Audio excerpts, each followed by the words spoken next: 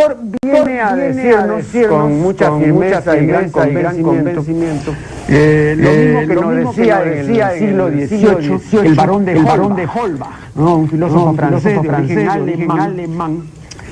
Si nos remontamos al comienzo, entonces hallaremos que la ignorancia y el temor crearon a los dioses. La fantasía, el entusiasmo, el engaño los adornaron, desfiguraron. La debilidad del culto, la credulidad los conserva, la costumbre los respeta y la tiranía los apoya para que la ceguera de los hombres sirva a sus propios intereses.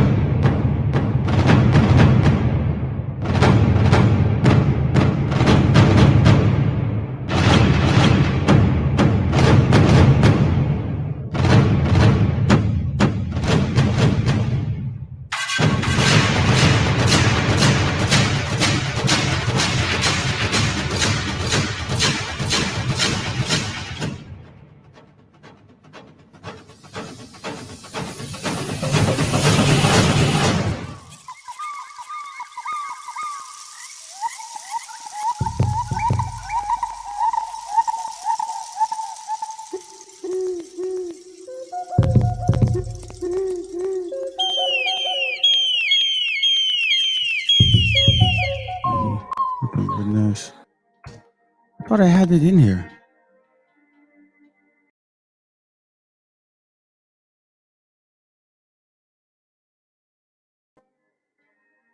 All right, let's see if it's this here.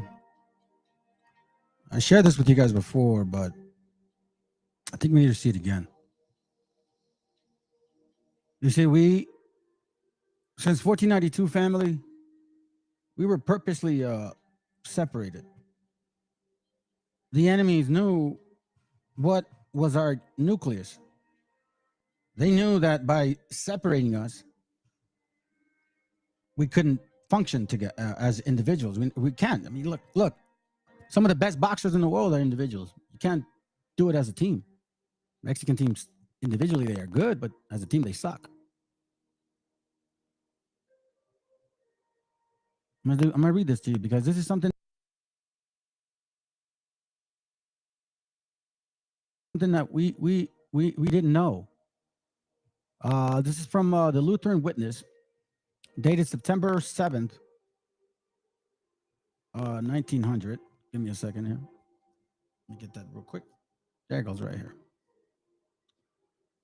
You see, for a long time, family, we've been without unity, which means the Bible. We've been without our book, and these nations did it on purpose. So let me read this to you, okay? It says, Dr. Francis S. Borden relates the following about the first Bible printed in Mexico and in Christian Advocate. The printing press came to Mexico in 1539, for in that year, there was printed in Mexico in Spanish a brief compendium of the Christian doctrine, which entailed, or it was basically El Padre Nuestro, Ave Maria, El Credo, Los 10 Mandamientos, and I believe the Rosario, if I'm not mistaken. That's all we knew. That's all we were taught under the auspices of the famous Bishop Fray Juan Zumarraga. That was just 81 years before the Mayflower brought the first pilgrims to Plymouth Bay. From 1539 to 1810, I believe. It says 1810. I can't really read it. When the immortal Hidalgo raised the city of Mexican independence, or during the 271 years of Spanish rule or misrule in Mexico, Spain not only, let me show you this. Well, as far as it goes, Spain not only did not give Mexico a Bible, but sternly prohibited the publication of any part of the sacred scriptures in the language of the Mexican people. The prohibition is still in force with regards to the painting of the Bible, with the printing of the Bible in any of the 52 different languages and dialects spoken in Mexico today. The first edition of the Bible in Mexico was printed in Latin and in Spanish in Mexico City between 1831 and 1833. This is year 1900, and it's still prohibited. It appeared in 21 volumes with an atlas, cost over $200, so that still remained a prohibited book for the great majority of the people. A magnificent copy of the edition is before me as I write. So I say that the Spanish never allowed Mexico the side of the world of God in all the centuries of her dominion. Of course, the Latin Bible could have been had, but it cost too much money. So this is our history. This is going to connect to what I'm talking about. Okay? This is actually going to connect. So now, why do you think all these things are happening? Because look, this brother here, all praises, bro. Look at what he said. Interesting. Let's listen in. In 2007, as I was getting released from San Quentin State Prison from a parole violation, they put me across a holding cell from a norteño. And this vato asked me what pinta was I going to. And I told him, I'm getting released. He looked into my eyes and told me, hey homie, take care of your family, don't come back. Take care of yourself. And I realized that this vato was speaking from his heart. Fuck, man, ya estuvo con ese pedo, raza, where we're killing each other. We're the same, somos iguales. We all eat tortillas, we all eat frijoles. We got hit with the chancla by our jefitas. Somos iguales, eh? Let's all keep it peaceful. Sureños, norteños, raza. Check this out. I just remembered something.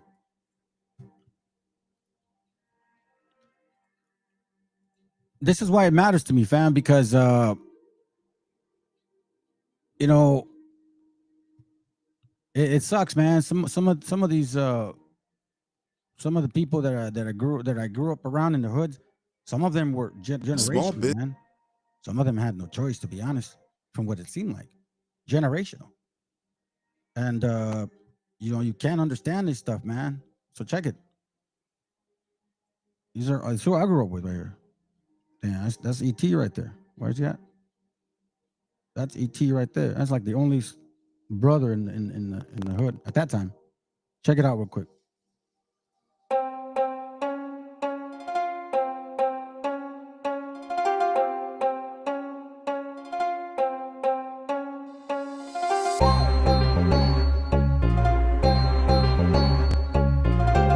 Welcome back for another video on the best YouTube channel ever. Today's video will be about the Barrio Paso Locos gang. The Barrio Paso Locos gang is located in Oceanside, California, and is the largest and oldest barrio in Oceanside. In the 1990s, the Barrio Paso Locos formed an alliance with their main rival, Center Street Locos, against black gang members. However, this alliance eventually shattered over time due to past altercations and animosity. In 1997, a gang injunction was filed against the Barrio Paso Locos, which included 28 members of the Barrio Paso. In 2003, the courts granted the district attorney DA a second injunction due to the gang maintaining a visible presence in Oceanside. In 2011, a third injunction was filed against 52 members of the Barrio Paso Locos in an attempt to dismantle the gang.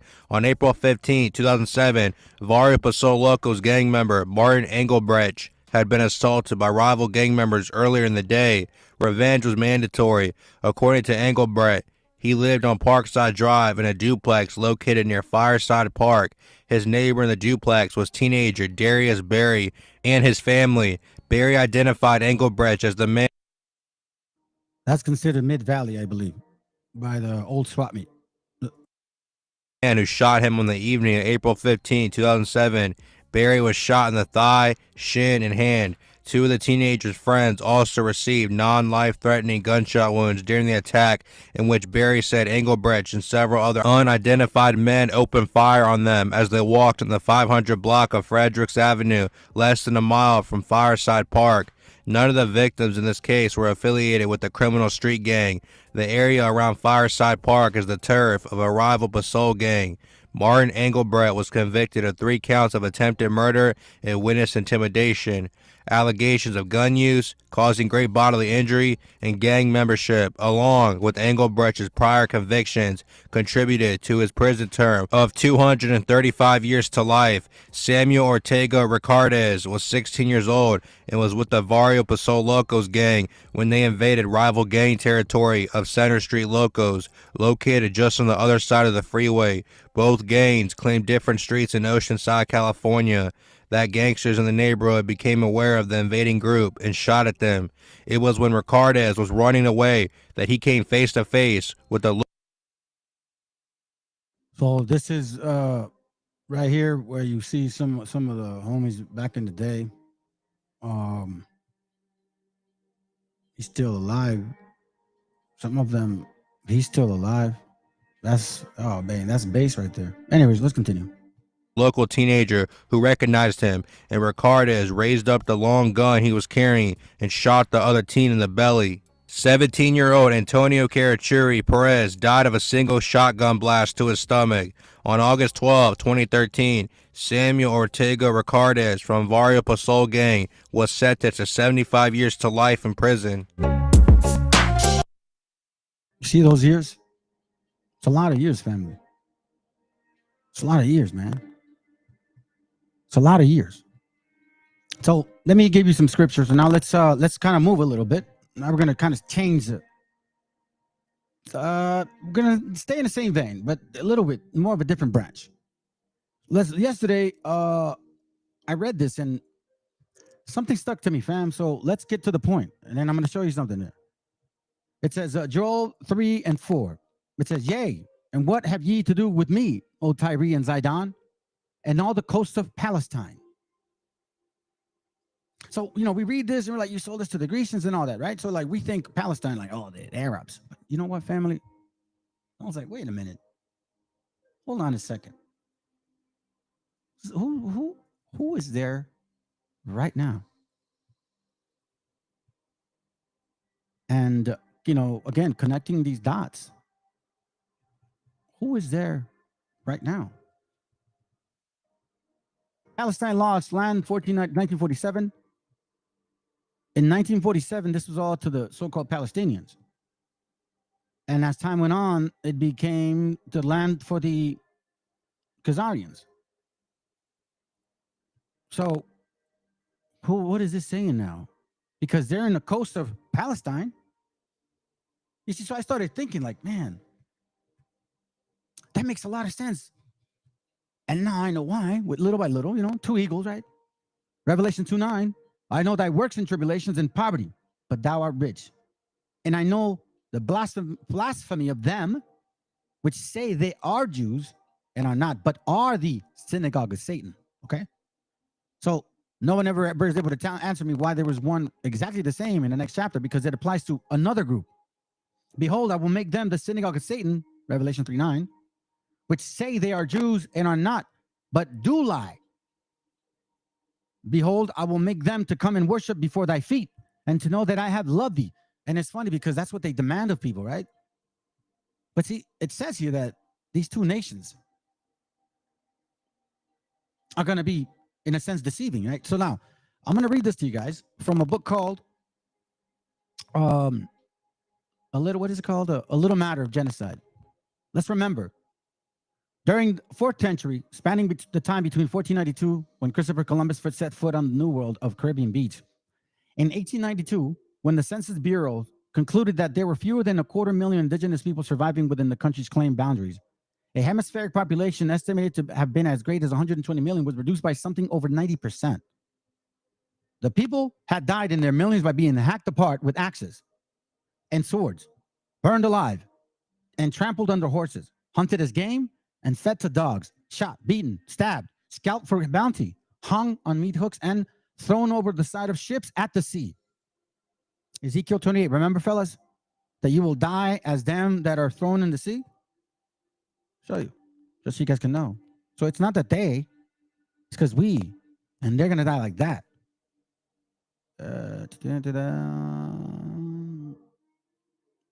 Because it says here, in verse 5, with thy great wisdom and by thy traffic, if you look it up, slavery, right?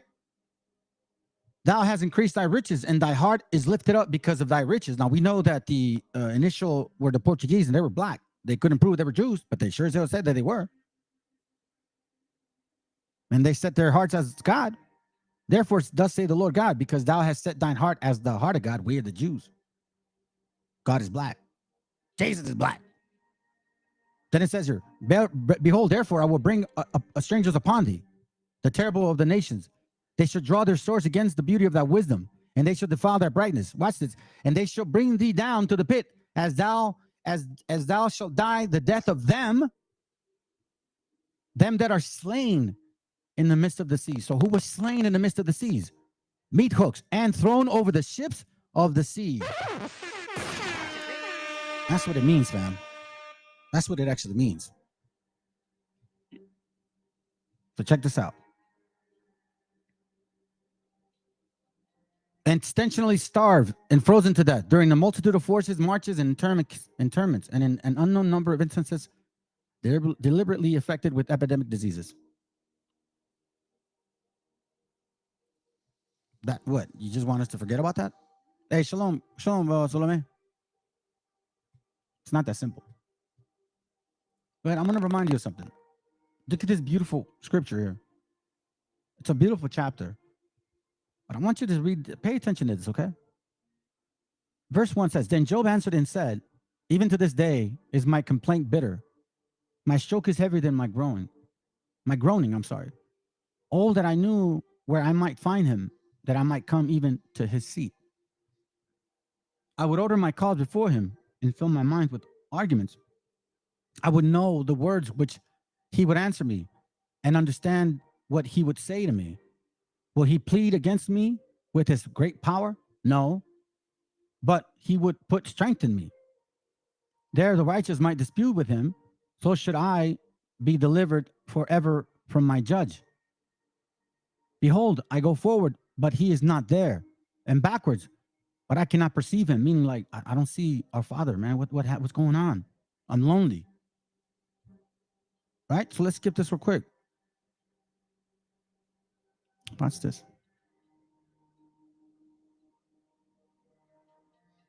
Where's it at? Yeah, let me continue reading. Behold, I go forward on verse 9. On the left hand, where he doth work, I cannot behold him. He hideth himself on the right hand, that I cannot see him. It's like he's spinning around, like, where are you, you know? But he knoweth the way that I take. When he had tried me, I shall come forth as gold. For my foot has held his steps. His ways have I kept and not declined. Neither have I gone back from the commandments of his lips. I have esteemed the words of his mouth more than my necessary food. But he is in one mind, and who can turn him? And what his soul desireth, even that he doeth. For he performeth the things that is appointed for me. And many such things are with him. Therefore I am troubled at his presence. When I consider, I am afraid of him. For God maketh my heart soft, and the Almighty troubled at me, because it was not cut off before the darkness, neither had he covered the darkness from my face. Watch what he says here. Is this the right one, man? Am I in the right scripture? Is it 24?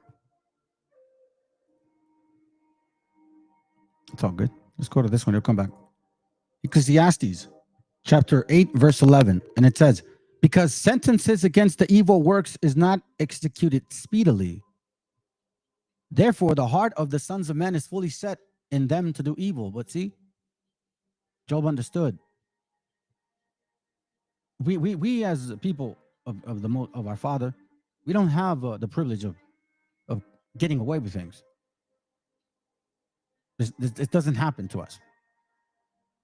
On the contrary,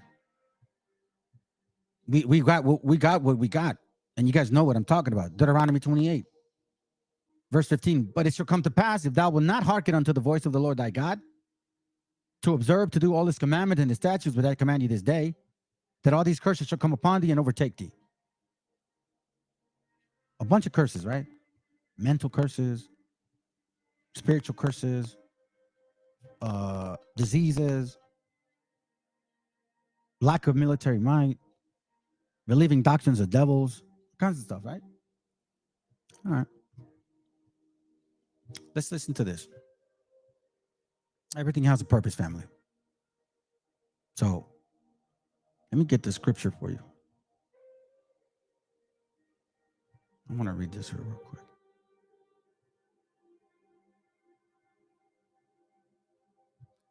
Here it goes right here. Shalom, bro. Shalom. Isaiah chapter 51, verse 17. Awake, awake, and stand, O Jerusalem, which has drunk at the hand of the Lord the cup of his fury. Thou hast drunken the dregs of the cup of the trembling, and wrung them out. There's none to guide her among all the sons whom she had brought forth. You know the whole story about the Llorona? It's literally the land, our land, crying for our sons, for her sons that had died. That's where they get the story from, which is in Esdras, or I believe in Sirach 44. Neither is there any that can take her by the hand of all the sons that she had brought forth. As a people, we are that nation. These two things are to come unto thee. Who shall be sorry for thee? Nobody wants, man. Desolation and destruction, and the famine and the sword. Didn't we just read that? From whom shall I comfort thee? By whom, I'm sorry, shall I comfort thee? The sons have fainted. They lie at the head of the streets. Now listen to this. Remember, we're delirious here. The sons have fainted. They lie at the head of the street. This isn't talking about gangs. The silly doves. This is not talking about gangs, and I'm talking to the fake ones. They use this as a... No, listen. Watch this. Verse 20, it says, at the corner of every street, your people collapse from weakness. They are like deers caught in hunter's nest. Why? I think. They have felt the force of God's anger. Isn't that what happens to our people? Collapse at the corners? Get trapped as deer hunt? Setting themselves up. Didn't they put snares? They would just, hey, just say no. There was no epidemic for us. So now check this out, fam. The Spirit of the Lord is moving in a certain way, and he's beginning to attack. Sit back and relax. It'll be about maybe 2 minutes. You'll see now what's going on. All praises to the Most High.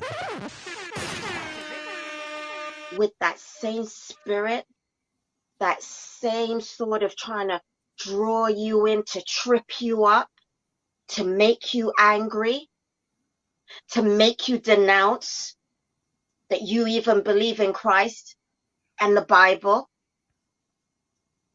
That same spirit, that same arrogance, that same and after seeing TCA's behavior and this other person that I've had conversations about concerning the Bible, I have to now say there's some kind of spirit roaming in the UK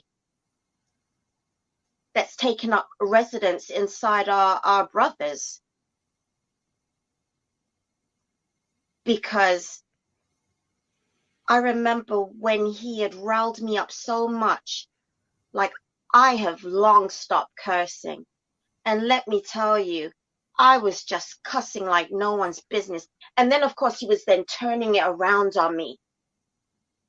And so what you experienced this evening, I've experienced the same thing with someone else.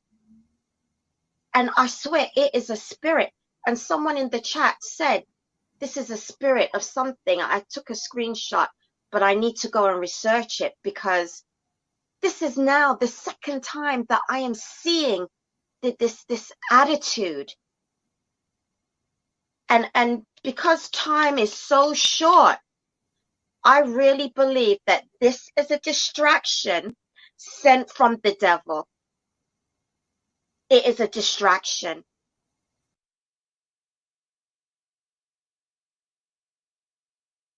Not a distraction. It's not a distraction whatsoever. Because it's basically prophecy. And if you guys don't catch it, well, then I guess you don't catch it. Let's continue. Called The New Voyage of Italy. Let's go to page 139 and 140. So in this book, it says here that the Portuguese Jews are black. Okay? Who started the slave trade? Portuguese. It says here that the Jews in Rome, Portuguese Jews, but not all Jews are black. Northern region. But the Jews who were originally in Germany, there's an example, Prague, Jewish nation, Jewish traditions. So he's talking about these things, right? But at the end of the day, this is what his conclusion is. So he's looking at their knowledge. He's like, listen, man, they can't really, their customs are all different. They can't tell me who their real ancestors are. Yiddish is not Hebrew, Sephardics, so shut your ass up. Okay, that's not Hebrew. Okay, it's not. I'm sorry, it just is what it is. It's a mixture of German. Okay. Now,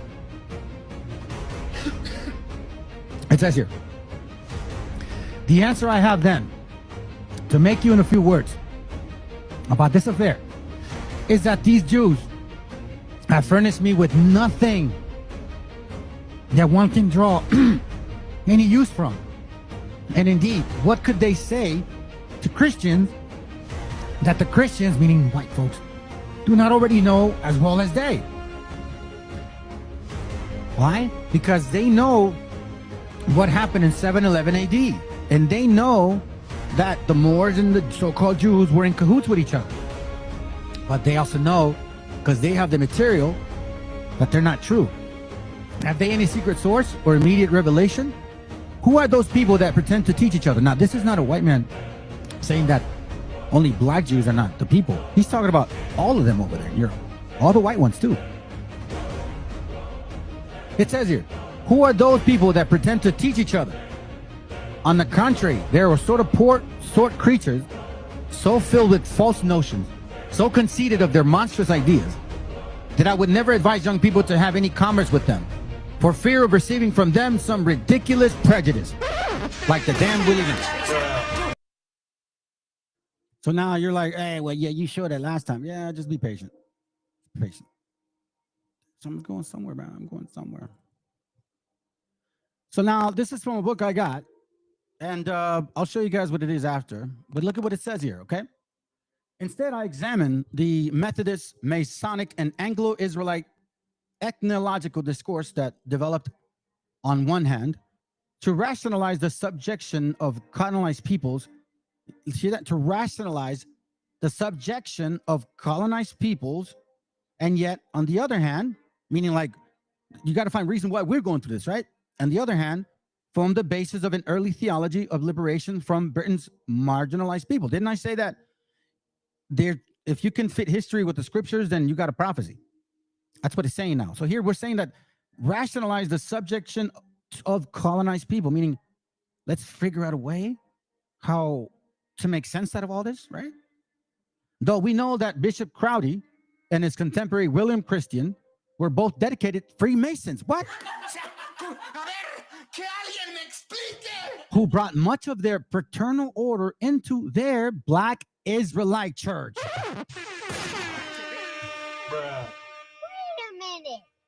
Who are you? I have found no smoking gun, meaning that there's no like absolute clarity linking black Jews like Crowdy or Christians to the Israelite discourse that circulated widely in the Freemasonry and Anglo-Israelism. However, there is much circumstantial evidence, including the fact that Christians called his teaching Freemason religion, suggests that Crowdy and his Christian had access to Masonic legends of the ancient Israelites, old Masonic Israelite ideas, and African-American traditions of biblical exegesis. Probably both played a part in the formation of their own identification as Black Israelites.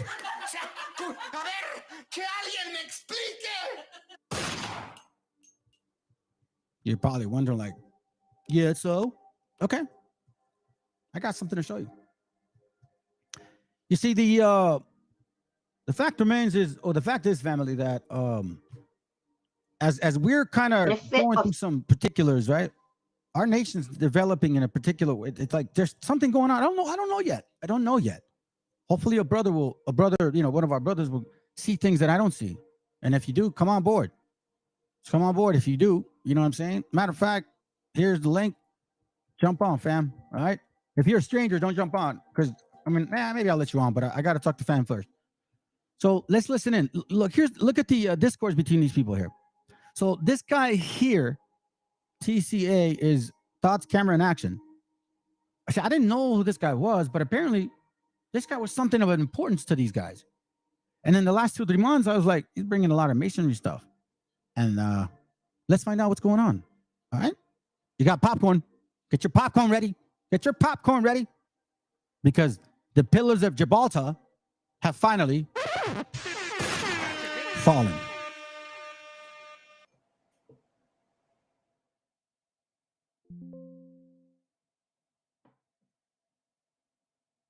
Fruity vibes. I'm just into the straight talking, innit? That's good. So we always, you know how we are. We straight talk, and we still like you. Yeah, here's the thing. What you have been doing is the shoddiest work that you have ever done in terms of research. Yo, hold fire, hold fire. Wait, hold on. Wait, hold fire. Let him say something. It keeps reverbing. Yo, listen, it's reverbing. How do I sound, family? Am I reverbing? You sound fine on my No, end. I'm hearing reverb in my headphones, bro. Okay. I'm hearing reverb in my headphones. I can't even hear it. We'll give you a second. Just let us know when you're ready. All right. Wait. We might have to speak one person at a time. It can't be like a open thing like that. Yeah, just because it's reverbing. Okay. So let me ask you this: if we slow down our tone, will that limit the reverb? You think? What can we do to help that? Even about the tone, you know. Well, okay, I'm just wondering, what can we do to help? Well, it is. I'm on two different things at this. Going down and with your exposing videos. All right, cool. Let's crack on, lads. Let's crack on.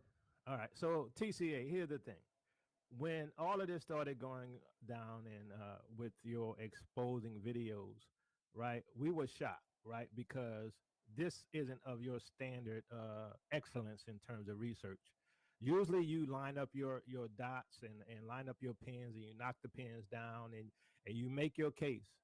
What you have been doing is showing a bunch of clips of videos of people with hand signs and saying, look, a Freemason, and comparing them to other people who are Freemasons when our people are known to talk with their hands. And after they have already come and say, look.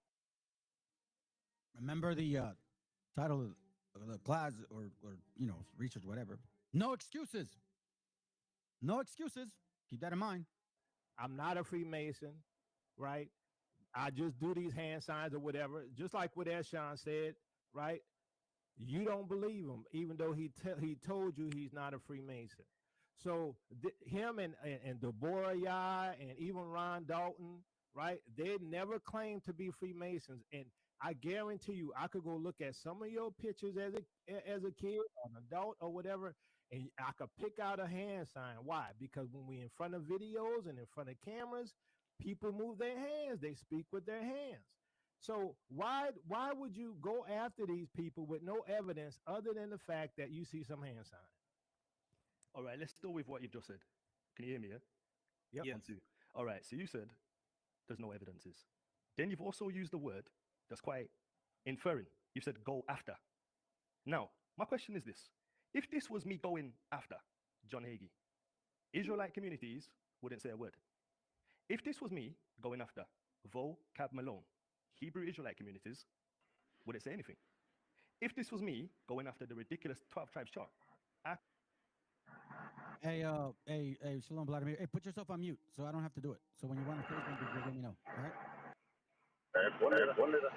Just put yourself on mute.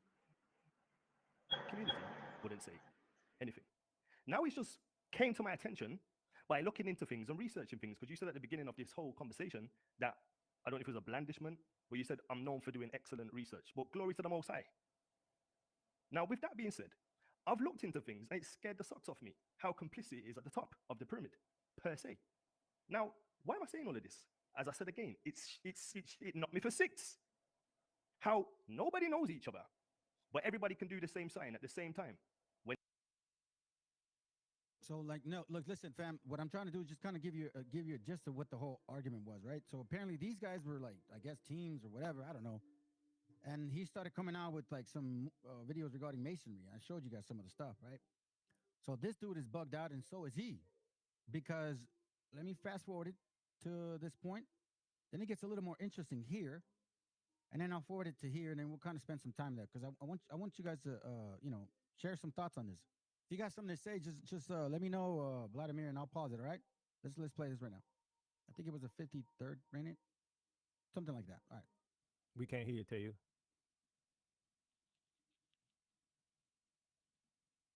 Can y'all hear me? Yeah. Yahweh, Ben Yahweh. He's throwing up the exact same signs, bro. Don't speak about MLK. And this is the thing as well, bro. I know. Can y'all hear me? Yeah, I can hear you, bro. Okay, tell you. Somebody even said in the chat section, don't speak about MLK. And this is the thing as well, bro. I know you guys know this already. I did a video on Yahweh, Ben Yahweh. He's throwing up the exact same signs, bro. Well, back in that generation, people weren't as hip to the information. He's blatantly saying what he is, blatantly. But the people at the time didn't know, and he's throwing up the same. You have to realize, we've all admitted that many pastors and bishops who are ordained ceremonially, they're part of Freemasonry. Yeah? So excuse me, y'all, but did y'all say I'm not coming through clear?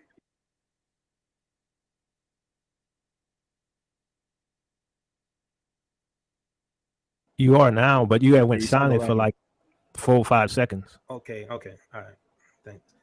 Yeah. So anyway, I mean, I understand you want to point out that there's a ingrained problem that might be a viral problem in the world, right? Which is called Freemasonry, and it is a way that a lot of these people rise to power. We agree with you. Okay, so as you can see, I mean, look, I don't know, but what I mean, what do you think, bro? Like, I'm trying to like think about wrapping my mind on it. It's like, wait, your stance towards them is a little like not as aggressive as your stance towards Christianity. You know what I'm saying? Yeah, bro. That's what the brother's saying right there. He's saying, hey, man, if I was saying this about vocab or anybody else, you'd be like, oh, yeah. But since you're talking about one of these Israelite bros or, all of a sudden you oppose. Bro, that's what he's saying. It's like, why is Nathaniel not saying that he used to be a cop? To say that, bro. Why you hiding that? You tell your story all the time, but you always keep that, like, omit it. You always exclude that. You know what I mean, bro? Why? If you know. Yeah, I agree. Let's continue. Yeah, go ahead, my bro.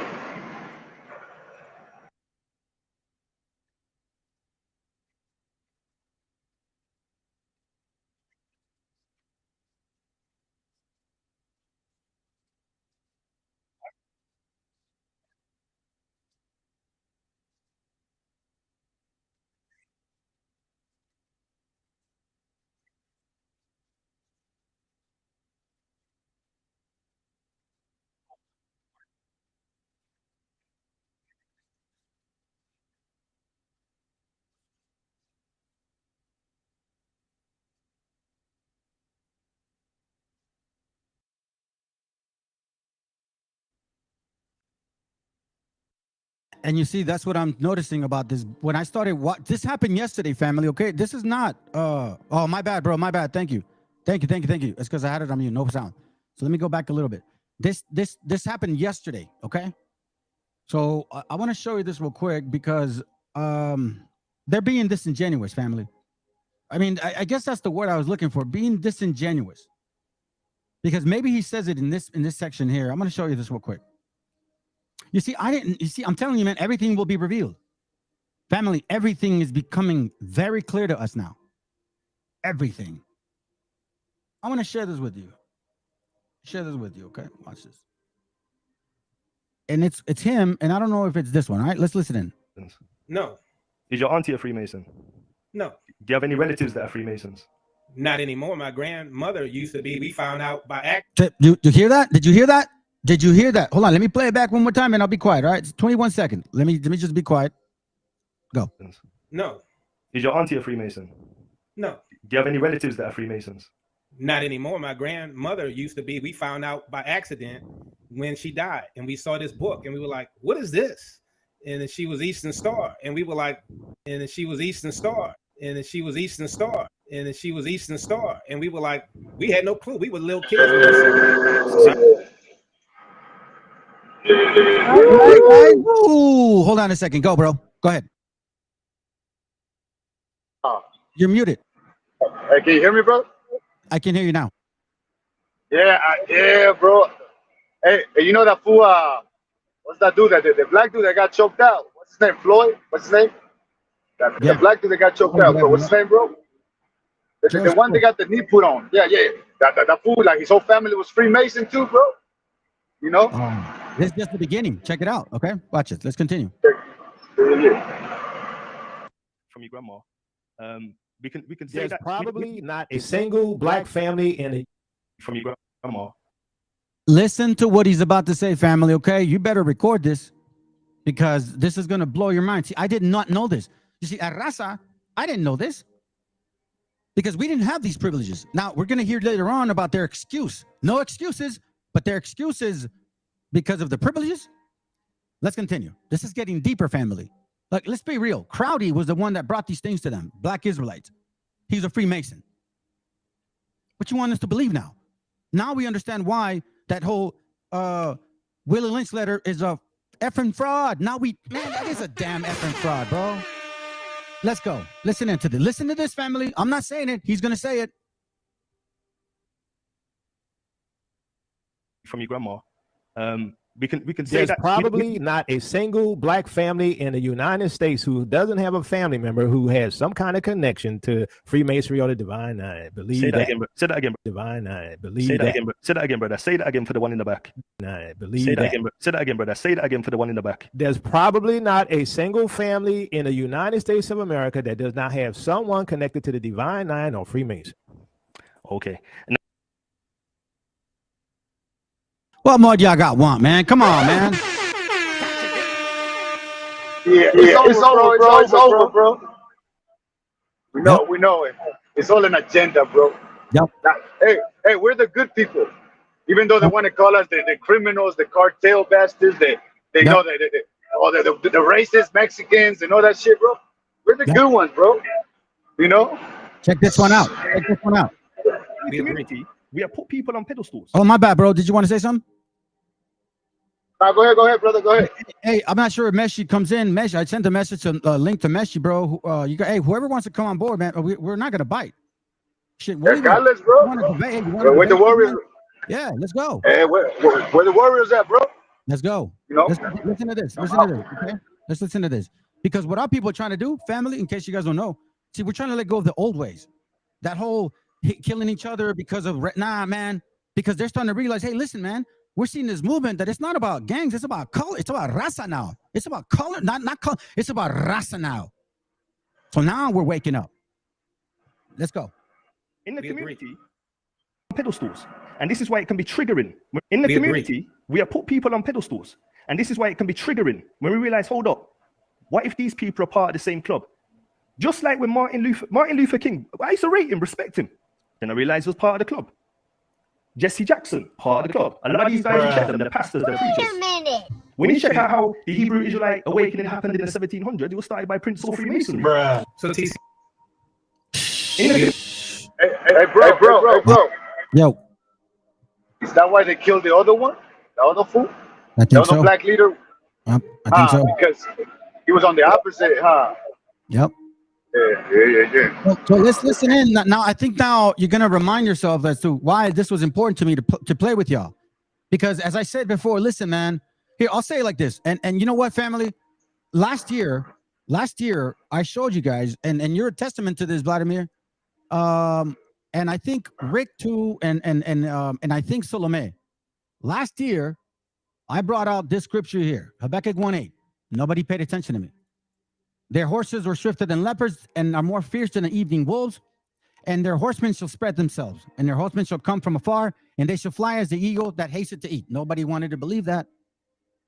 Nobody wanted to believe that, okay? But all of a sudden, we start seeing like, hey, well, what does that mean? Well, what does that mean? Well, what does this mean? And now we're seeing that the spirit that was upon us, that a lot of us came out of these camps, we thought we were rooted. None of us came out of these camps. While we were in these camps, nobody was rooted. And when you left these camps, you weren't rooted. So all the shit that we went through to make it, are we Israel? Are we not? What, blah, blah, I don't know. All the doubt. I don't want to go back to Christianity. Now you're stuck because now you're like, wait a minute, I don't celebrate Christmas no more. I don't believe in that, but now I'm stuck now and not telling me I'm a Mongol. I'm not Israel. Guess what? Everything that we went through, y'all are going to now experience it. So let's listen in. With that same sort of, with that same spirit, that same sort of trying to draw you in, to trip you up, to make you angry, to make you denounce that you even believe in Christ and the Bible. That same spirit, that same arrogance, that same and after seeing TCA's behavior and this other person that I've had conversations about concerning the Bible, I have to now say there's some kind of spirit roaming in the UK that's taken up residence inside our brothers. Because I remember when he had riled me up so much, like I have long stopped cursing. And let me tell you, I was just cussing like no one's business. And then, of course, he was then turning it around on me. And so what you experienced this evening, I've experienced the same thing with someone else. And I swear it is a spirit. And someone in the chat said, this is a spirit of something. I took a screenshot, but I need to go and research it because this is now the second time that I am seeing this attitude. And because time is so short, I really believe that this is a distraction sent from the devil. It is a distraction.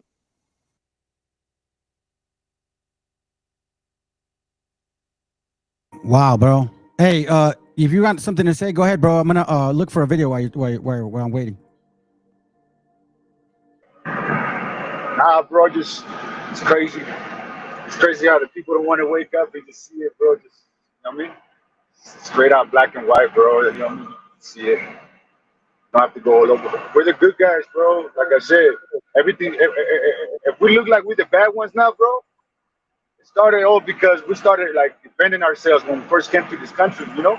Yep. We came here, bro, and the black dude's been attacking us since we got here, bro. Hey, you know what? Yeah, that's right. I'm sorry, you reminded me. Check it out. I found it, bro. I found what we were talking about. This, bro. That's a trip. Check this out. Oh, yeah. And I'm not here to cause anything. I'm here to bring clarity. You see, because a lot of times they call us that. Yeah, we're racist people. Nah, man, we weren't even. Honestly, look, I'll show you this right now. Where's the word at? Here, let me hold on a second. Yo, go ahead. I'm looking for it. Go ahead. Yeah. Just like what you're gonna bring up, they always talk about, oh yeah, you guys are racist. You guys call us mayates and da. Hey, you know where that word mayate comes from, bro? You know what mayate really means, brother? You know, oh yeah, because we look like a June bug and we're black. Now, bro, fucking June bug is green. It's not black. You know, a mayate comes because you bastards like raping motherfuckers in jail. Back then, especially because our brothers, you know, Mexicans are little, bro. You know what I'm saying? They went in there in the gabachos and the negros used to take advantage. Or the little dudes, bro. That's why the M and the Southsiders and all that shit was orchestrated, bro. Because, you know, like they said, you know, you mess one little bean, you're going to get the whole burrito, right? And that's what happened, bro. You know what I'm saying? But in the beginning, we didn't start shit, bro. We came here to work.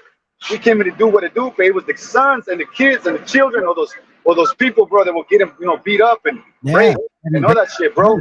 That's why that doesn't fly in Cali. Look, check it out. I actually found. Hold on, where is it at, man? I thought I put it in here. I took a picture of it. Let me see. Is it here? I took. You're talking about the word mayate, right? Yeah, here it goes right here. Hold on, let me put it. Watch this. So I said, like I tripped out on it because you know Guanatos, you know, Guadalajara, right? So there's a lot of mayates over there, and I used to like catch them, but they're green, and I'm like, what does that got to do with them? You know what I'm saying? So now, funny thing, family, look, this never was a racial term. It wasn't. They turned it Yeah, into. they turned it into like, no, mayate means a faggot, bro. They were faggots. It says mayate. Mayate, colloquial from Mexico. Mayate is used to refer to a gay man. Nothing to do with black people or slaves. Nothing, bro. Are you? Exactly, my bro. You know what I mean? It was just we were just calling them what they were, bro. And they still are. In fact, here in Alabama, bro, I just came from the South. You know that, like, we still be raping white boys in jail, bro. You know, and we orchestrated this, so you know, nobody messed with us, and we became very strong. You know, we very like organized ourselves, bro. Nobody can fuck with us just like that no more. Hey, that's And a good now, scripture, bro. Let me get that real quick from bro. Hold on, Vladimir. 2 Corinthians 4:3. It says, but if our gospel be hid, it is hid from them that are lost. Because this is enough. Look, listen, this shouldn't be what convinces people. You guys should have been like wondering, like, hey man, black conquistadors, what's going on? Wait, hold on. I don't know my history so far in Mexico. Let me dig into it before you go and regurgitate the crap of some stranger telling you. You know? yeah, bro. And now, bro, we putting our guard down, bro, because they're saying we're the same people. We went from being organized and, you know, watching, putting our eyes on the enemy. And now we're putting our guards down because we think blacks and browns, we're the same people. We're not, bro. We live struggles kind of similar, but we're not the same people. So, Raza, you guys need to understand. We're not, man. It's just bottom line. When you're in jail, dude, that's the bottom raw how it is, bro. There's segregation, and it's not even forced. It's not by intention. It's literally the way things are. So, look, once again, mayate. So, for you black Americans or Africanos, this word doesn't mean what you think. It's actually showing about who you are spiritually. Okay? Cain, sodomy, Gomorrah, Amorites, all of that is straight like debauchery. Colloquially, from Mexico, mayate is used to refer to a gay man, nothing to do with black people or slaves. Yeah, and that's what the paisanos was calling them when they came over here and got locked up, and they were getting raped by them, bro. They call them mayates, bro, because the paisanos just came from Mexico and all that, bro. They had that slang. You know what I mean, bro? I see. You know what I mean? I didn't know, bro. I didn't know that shit, bro. I'm thankful you shared that with me. Yeah, and that's the shit I get tired of, bro. Like, oh, you guys are racist? Nah, you earned that fucking term, bro. You know what I mean? You got that term on your own. We didn't give it to you because we're racist. We have no room to be racist, bro. In fact, Mexico was the first fucking país that abolished slavery, bro. You know? Outside of Haiti, Mexico was next. Haiti was first. Oh, okay. But yeah, I know what you mean. But non-black, you know what I mean? Non-black countries, bro. You know what I mean? But yeah, you know, the Mexican people never like looked at black people like that. Like, we hate you and all that. But when we like living up amongst you, bro, in jail, bro, they lock us down because black people all the time, bro. Yeah. You know, let's be real. They can't control each other. You know what I mean? They don't have no direction, though. They said it themselves. They said it themselves that the difference is that that's because like apparently back in the day they're like, man, you know, you're your own man and you know you strip your own booze, so blah blah blah blah, and then they're like, well, you kept teaching them that generationally, and now they're like, even if you're like let's say a Crip from another hood and you're OG. You tell a young buck, hey, da da da. He's like, man, I don't know you. You ain't my elder. I ain't from your hood. That's chaos. Exactly. That's how they are, bro. And we don't believe in that, like we was talking about earlier, dog. Hey, dog, if we about to get in a riot, you're gonna be in it whether you like it or not. That's how we look at it. You know what I mean? They don't look at it like that, bro. They look out for themselves. So you know, they just for themselves, bro. So as we can see, I'm gonna show this physical aspect of what's going on, family, because when I share with you, and you're probably not understanding just yet why there's chaos among this ant farm that we're like looking at, okay? But I'll show you the physical problem that they're going to be going through, because I'm not saying they're going to fall like this, but this is what's going on in their minds now, all right? So let's listen in. Check it out.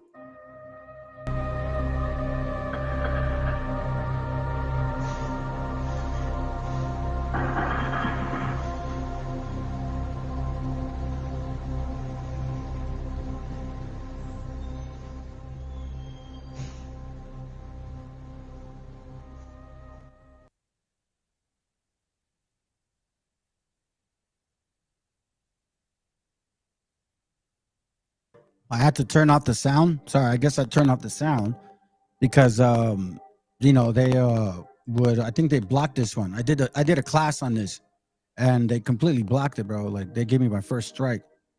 But as you can see, this is what was going on at those times, and apparently these people were just falling. Okay, there was no explanation. They were just falling, chilling there. Look at that. You see, when Moses warned the Pharaoh, listen, you better let my people go, or I'm going to send a pestilence that you ain't going to handle. That was one of them. The mental one. There was anguish. There was yelling and screaming. It was horrible, family. And guess what? Don't you think we went through this? All right, man. Did you enjoy living with your alcoholic father who was beating up your mom? I went through a lot of our family members, man. Some of us got, you know, beat up all the time. Others didn't. Some people got, you know, abused in some way. Some people didn't. And this is torment here. This is not a joke. You see, the cup that the Most High said we were going to drink, that was the first one. We died this way. I showed you guys the book I just read. Hung on meat hooks, chopped up in pieces, fed to dogs. Okay? When you're about to face death, Woodgrove High School student athlete Colette Bain passed. When you're about to face death, you don't think they get this afraid?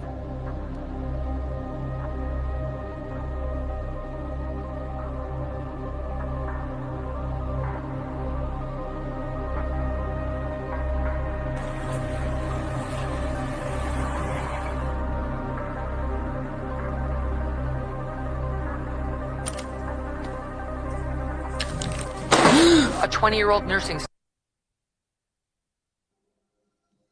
The 16. That's all. Suddenly. Look at this last one.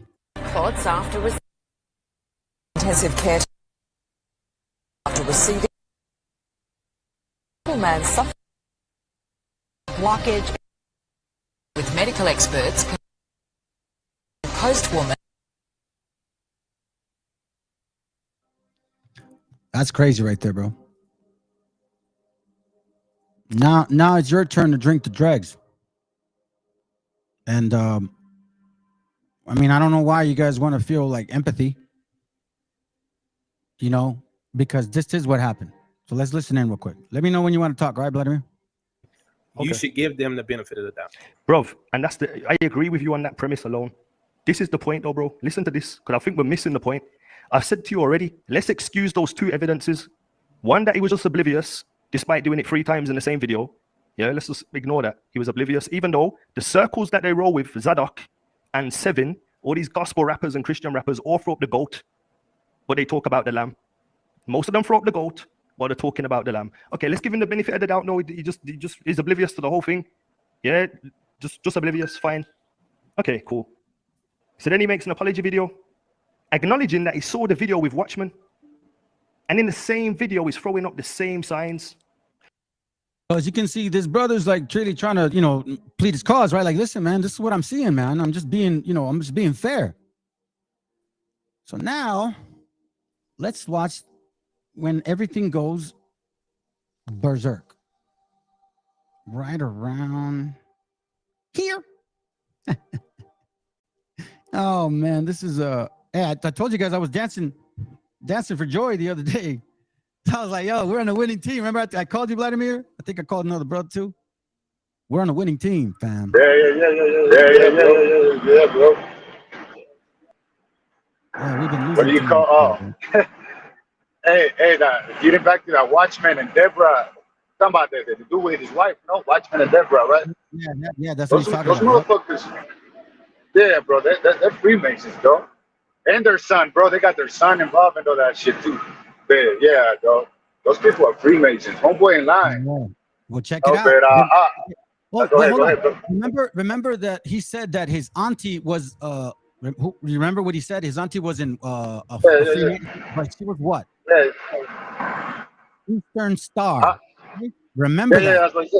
Yeah. Real quick, because someone else is gonna say it again. So again, 1 or 2 or 3 witnesses, right? I'm not saying it. They're saying it. I'm just a messenger. Like, let's check it out. All right. So this is where it gets really crazy, bro. Here, let's go to the front. Right around. No, right here. Right there. All right, let's go.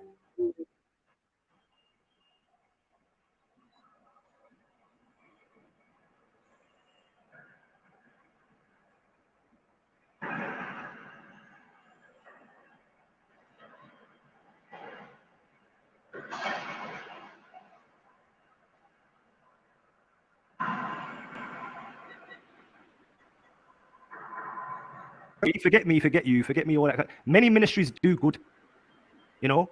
Many, there's like, what's the biggest music ministry out there? Hillsong.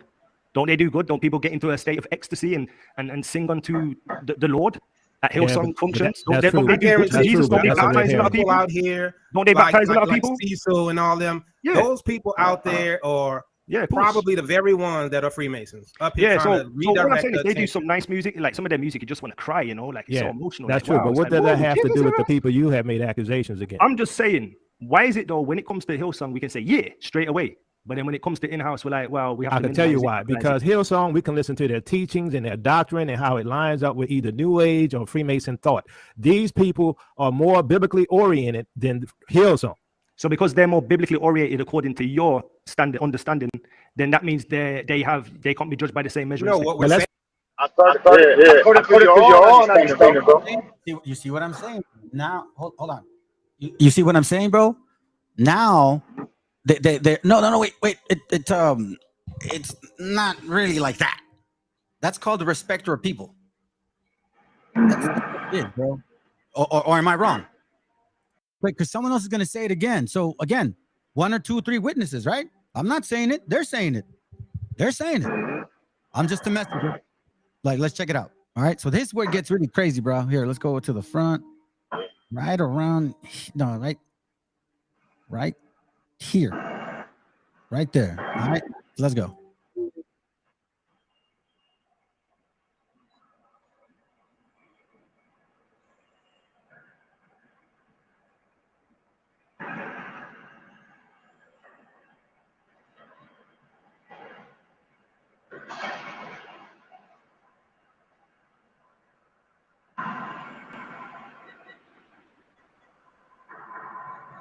Forget me, forget you, forget me, all that. Many ministries do good, you know. Many, there's like, what's the biggest music ministry out there? Hillsong. Don't they do good? Don't people get into a state of ecstasy and sing unto the Lord at Hillsong functions? Don't they do good for Jesus? Don't they baptize a lot of people out here? Don't they baptize a lot of people? Like Cecil and all them. Yeah. Those people out there are probably the very ones that are Freemasons up here trying to so what I'm redirect saying is they do attention. some nice music, like some of their music, you just want to cry, you know, like it's so emotional. That's like, true. wow, But what like, does that have to Jesus, do with the man. people you have made accusations against? I'm just saying, why is it though when it comes to Hillsong, we can say yeah straight away, but then when it comes to in-house, we're like, well, we have to. I can tell you why. Because Hillsong, we can listen to their teachings and their doctrine and how it lines up with either New Age or Freemason thought. These people are more biblically oriented than Hillsong. So because they're more biblically oriented according to your understanding, then that means they can't be judged by the same measure. No, what we're saying. According to your own understanding, bro. You see what I'm saying? Now, hold on. You see what I'm saying, bro? Now, no, wait. It's not really like that. That's called the respecter of people. That's it, bro. Or am I wrong? All right, yeah, that's right, bro. Because he's like, wait a minute, hold on a second.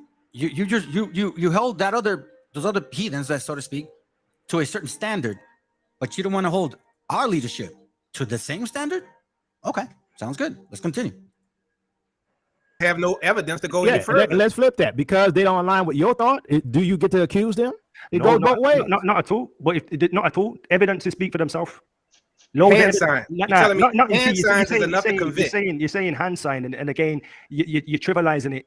But at the same time, admitting that in the American space, there's a lot of Freemasons and stuff like that. See, that's a red herring. And one of the ways they okay, cool, no worries. You're making false associations here, brother. If you just because you have a problem with hand signs, you done made the whole planet Freemason. So I'm going to tell you. I've made the whole planet. So that's a bit overreaching. So look, we're going around in circles. Let's get final thoughts from TCA, and we're going to bring the rest of the panel on. Yeah, get your final. We welcome your final statements, brother. Wow, that was a bit rough. Get your final thoughts, and then I'll welcome. Well, they got people waiting, and unless you want to take the question, we can keep it going. They got questions for you. Look. Well, Sister Shana got a question for you. Why are you doing that, bro? I'm dealing with you. I said I'm not dealing with no. So now apparently, because he when he first called in, hold on, let me switch this. I don't like this speaker. When he first called in, he's like, "Listen, I'm just gonna deal with you. I'm not gonna go back and forth," because he doesn't do that, right? But apparently, as you can see, and just I don't know, man. Maybe someone else can come in and let us know of their opinion. But it just seems like they're really defending this. You know what I'm saying? Like a little bit too much, man. Hey, bro, they're trying to have black unity, bro. What can I say? But we can see it, bro, because we know that they're not the Israelites, bro. We know it. I don't know. Maybe they're being genuine. Maybe they do believe that shit. That they're the Hebrew Israelites, bro. But we know. We see it.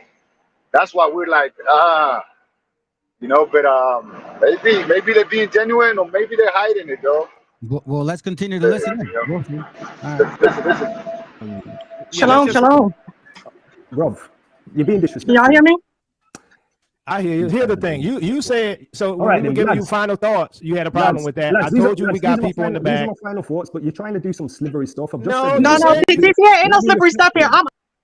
Hey, sorry, fam. I don't want to just pause, but I want to remind you that they're like, this is them. Like they're the same people. You know what I mean? They're all preaching, and she's gonna say something later on. You'll hear it, but this is beyond what you guys are even like. You're probably thinking it's just an argument. No. This is deep. So let's listen.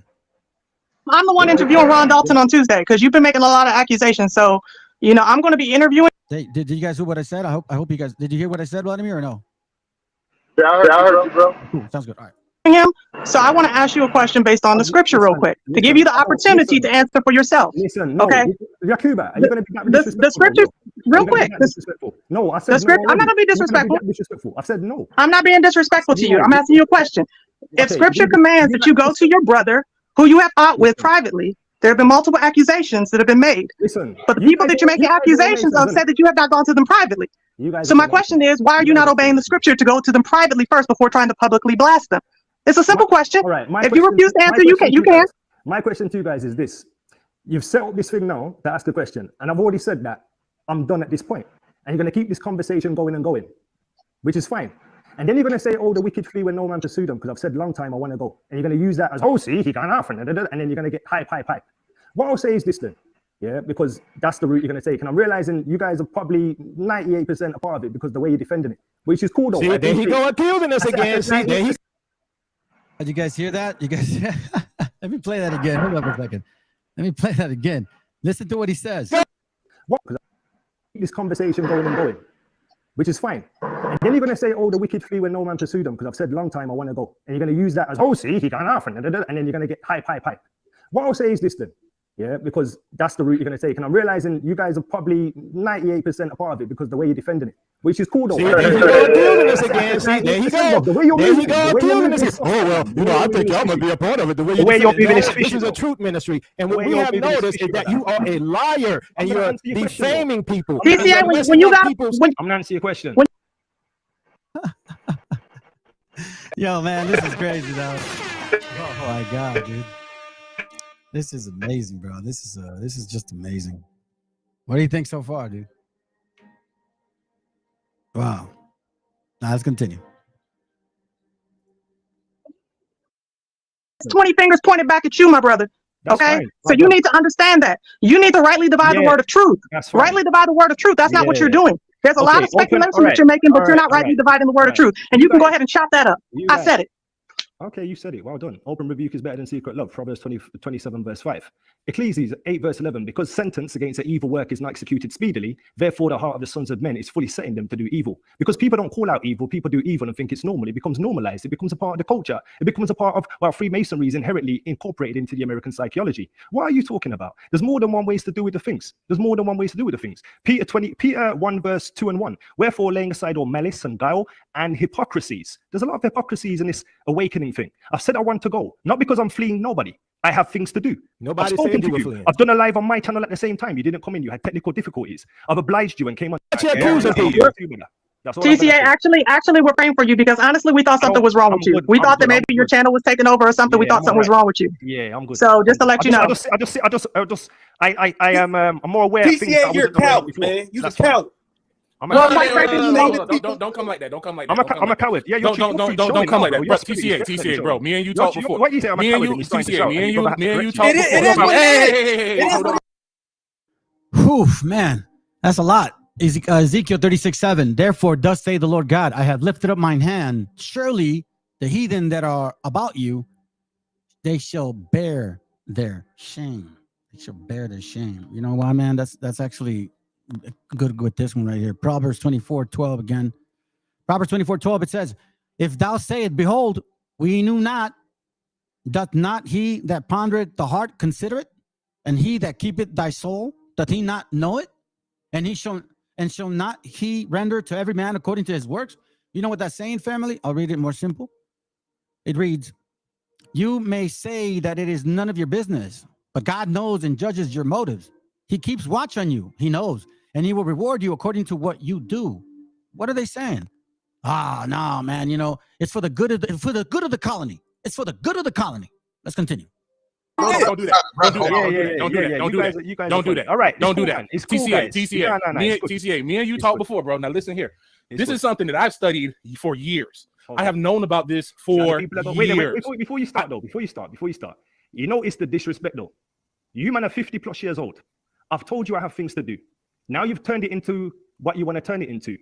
Then you're going to try and frame it after and chat all kind of waffle. And then you're going to use the one little precept to say keep things secret and private. But going by your own measuring, going by your own standard, because that's not my standard, going by your own standard, you've done things publicly and haven't come to me privately, and you're doing it to defend a person who could be associated with, who could be associated with Freemasonry. You defended him like he's your brother, and I appreciate he probably is. But this hold on. I have no time for all of this folly. If I'm being honest, brother, you said your fill. You haven't even heard what I had. No, he left. He ran. That's okay. Yeah, I mean, you gotta be joking. No, yeah, that's what I'm talking about. That's what emotional people do. They run. But he's gonna take this. He's gonna take this video. See, because he done made probably since he came back in 3 months, he done made probably about 2 months worth of videos accusing people. And then when he gets up and he has to confront the people who are part of listening to and gleaning from the people who he's accused, then he wants to play the victim. And you can't play both sides. At the end of the day, he needs to be able to stand up, and he needs to be able to give a reason why it is that he feels that he has a right to point fingers at this person, that person, especially when he himself has suspect pictures. Okay, he himself has suspect avatars. The thing is, what I think. So, like, let's forward this real quick, because then it gets a little bit like, yeah. Brother, don't really. Point I want to make, because this particular person said something that caught my attention. Hold on. Right, with no evidence, and you have to admit he has no evidence. So now I'm a Freemason who was accusing us. This guy gets upset, really upset, man. They're really offended, family. Hey, you know, they says when you kick a dog, he hollers, right? They're really offended. If you're not part of these people, why are you offended? Just curious. Of being Freemason or a part of the Brotherhood, because we defending people that he is accusing based upon hand signs. As my brother was saying, next thing you know, you're gonna be accusing people of being Freemasons because Freemasons drive red cars, and I got a red car, so now I'm a Freemason. Y'all need to stop the bull crap, right? I'm sick of this stuff, right? Look, here's the thing. When you see somebody accusing another person with no evidence, and you have to admit he has no evidence other than some hand signs, none at all, right? Something wrong with y'all jumping on these people and accusing people. Now, guess what? As I said in the beginning, some of these people, we don't even get along like that, but you lying on them, right? You misrepresenting them, and they're not Freemasons, and I'll stand on that, right? And then he's going to be like, well, how do you know he's not a Freemason? Well, how do you know he is? Well, I don't think his intention is that he's make a second video and say, oh, was he being sincere? He did the same thing to the Boria and to Watchmen. Let me get to this real quick. Oh, let me see. My auntie. Here it goes, right here. For 2 months. Why are you running away? Well, let's listen and before we check it out, I want to just read this to you, okay?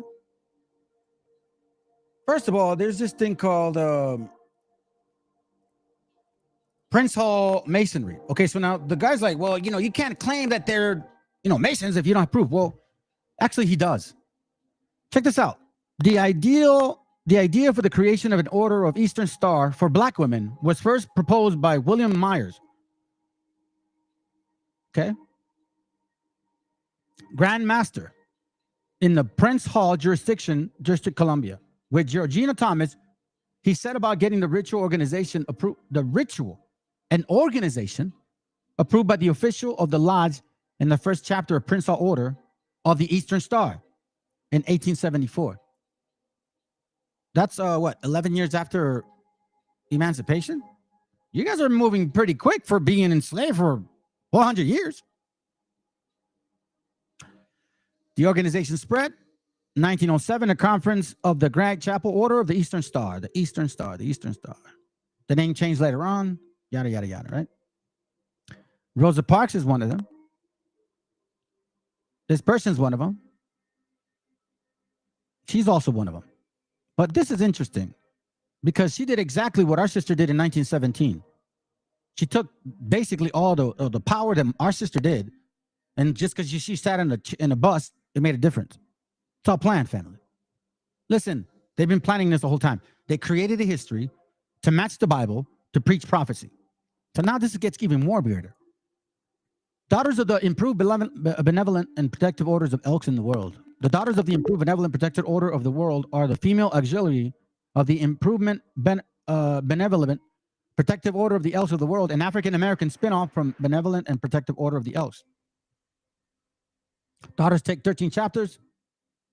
Blah, blah, blah. History says, though, however, I did read this, I think it's on this one, that usually the women, if they're part of this, it's because their husbands are involved.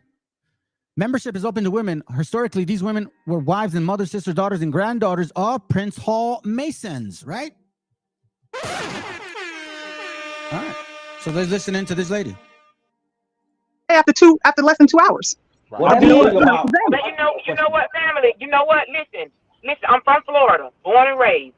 My auntie was an Eastern Star. I was a Lily White.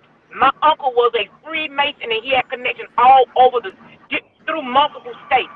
I didn't know what Eastern Star or Lily White was. I didn't know. But was I a part of it? I definitely was. I can remember all of us little black girls with all white dresses on, all socks, black shoes, and we used to do marches here in Polk County, all around the lake, all around different communities. I was a Lily White, so that means I was a part of Freemasonry.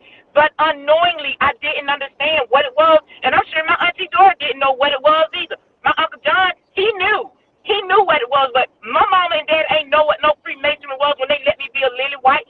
TCA wasn't raised and born in the Americas. He don't know how deep this churchianity thing goes when black people in our community were just coming together to be able to have a friend in Winter Haven or a friend in Tampa. If we over there, they can go over there and get something to eat or have somewhere to live. My people were doing it as a together thing. Like, I know this family, we can go borrow a cup of sugar from them because we're all in the same group.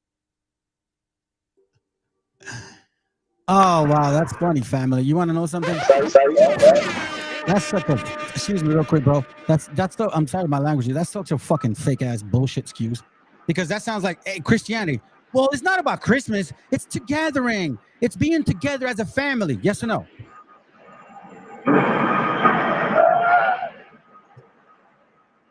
You hear me? Yeah, can you hear me, bro? Yeah, I can hear you. Yeah, see? Pues ahí está, bro. Te están diciendo. They're telling him. It's on you to believe it now. Pero como tú dices, they're trying to wash it off like nothing, As you can see, that all of these people in this panel, they're involved in some way, somehow. Yeah. This right here, she's from Folpi, and she likes to say that we're Canaan, goes to Jubilees, uses some evangelicals theory, and then, but then she goes back to the Bible. It's pretty dumb. She's not very smart, but she thinks she is. And then her husband on the side, he goes, what does he say? He goes, what did he go? He makes this stupid remark like, what's he go? Uh-oh. Anyhow, man, let's continue to listen. It gets more interesting. Watch. Knowing that the depth of this was worshiping Lucifer. That's not the way my family got started in this whole Freemasonry thing that he's talking about. He know nothing about real down in the woods togetherness. He don't know. He has no idea. He's just going on what he think he knows now. That's right. So that's why he couldn't hear nothing, and he continued to try to use Jacob and them grandmother as being a Freemason. He don't understand how things work in the South when you couldn't go to a restaurant or you couldn't go to a hotel. I know my family used that as we was going up and down the road being Hey, you hear that? Did you hear what she said? I know my family used that. So being as a so-called Hispanic, I went through the same shit as they did. I never got invited to a masonry cookout. So now we know what those cookouts are. We know what those cookouts are, bro. You know those movies? Yeah. It wasn't family, man. It was logic. It was logic, bro. But you know what? All will be revealed, man. All is being revealed. Let's continue. It is being revealed. Yeah. It gets even more crazy. Yeah.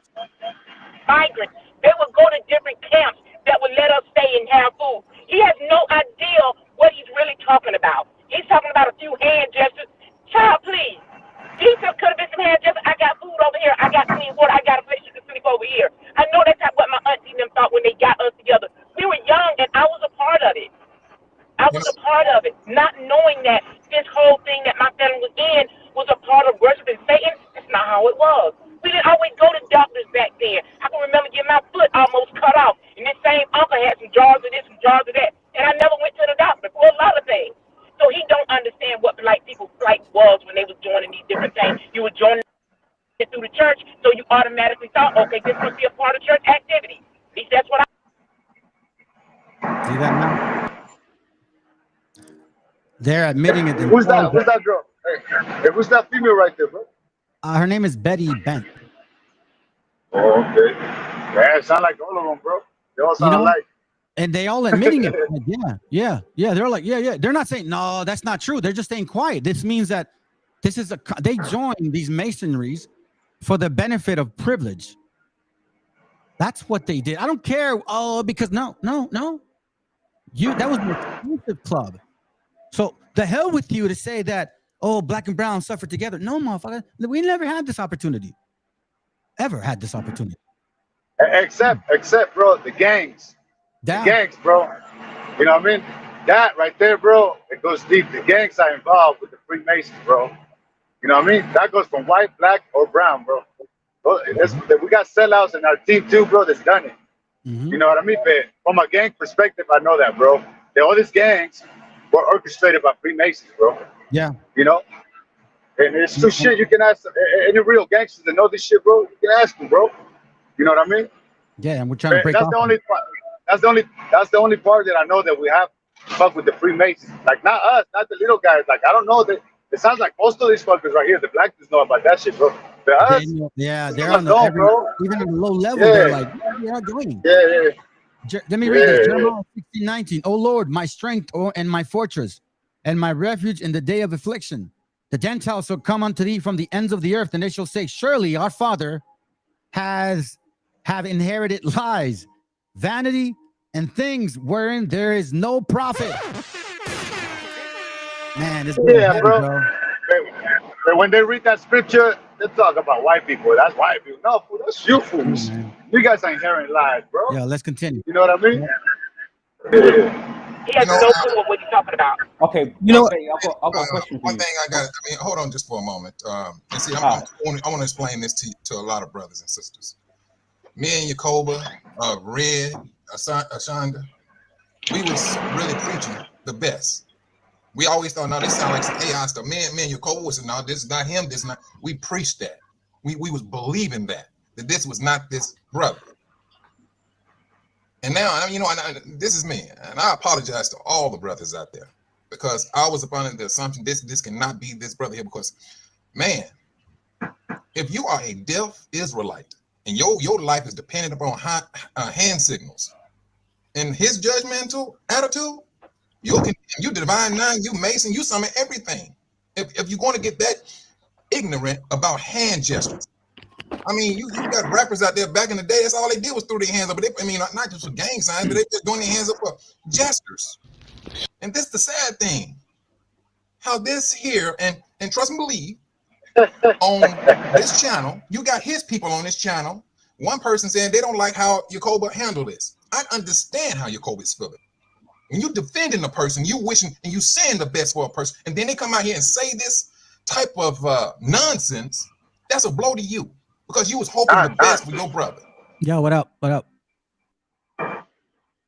Why is it nonsense, bro? They're basically admitting that most of them got Freemason family in it. Exactly. And now it's it, man. nonsense? Hold on. That's exactly it, bro. That's exactly what they're saying, family. I don't know if you guys understand. They're not denying it as individual, like, because it's like if you tell me, like, I'm like, hey, hold on a second, brother. I didn't experience none of that shit. I don't know where'd you grow up, but they're not saying that. You see, this is the secret that has been lifted from under the rug. You see now this whole black privilege.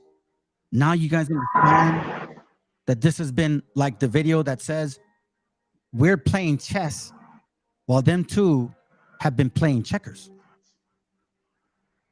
I've never heard of this before, bro, that every black person knew about Freemasonry. They knew that you could join it. They knew. Yeah, and it's stupid for them to say nonsense, bro.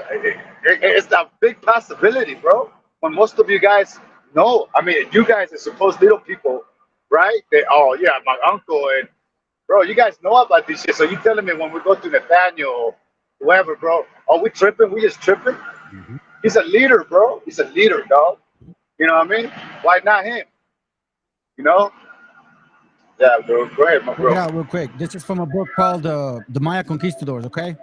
It says here, watch. It should not be the black clothed padres. They really take money. They really ask for a great deal of money. They drive us mad over money. Therefore, these words we say to you, they are not lies, for this is really the truth. We will not prove it, for there were many black padres, 21, that came with the Spaniards, and not one of them knew our language here. Only one of them did, but that padre who entered did not teach. For at the time, there were no elders because they killed them all. Really just boys. They traded in the Kahab. Moreover, they wish to say little. The black padres, those black ones, they hated us. Hated us. This is what this is what our people have been saying. Remember I told you about that book? I brought that book out yesterday, I think, regarding the yeah. How everywhere we went, they were basically robbing us. Let's see. Yep.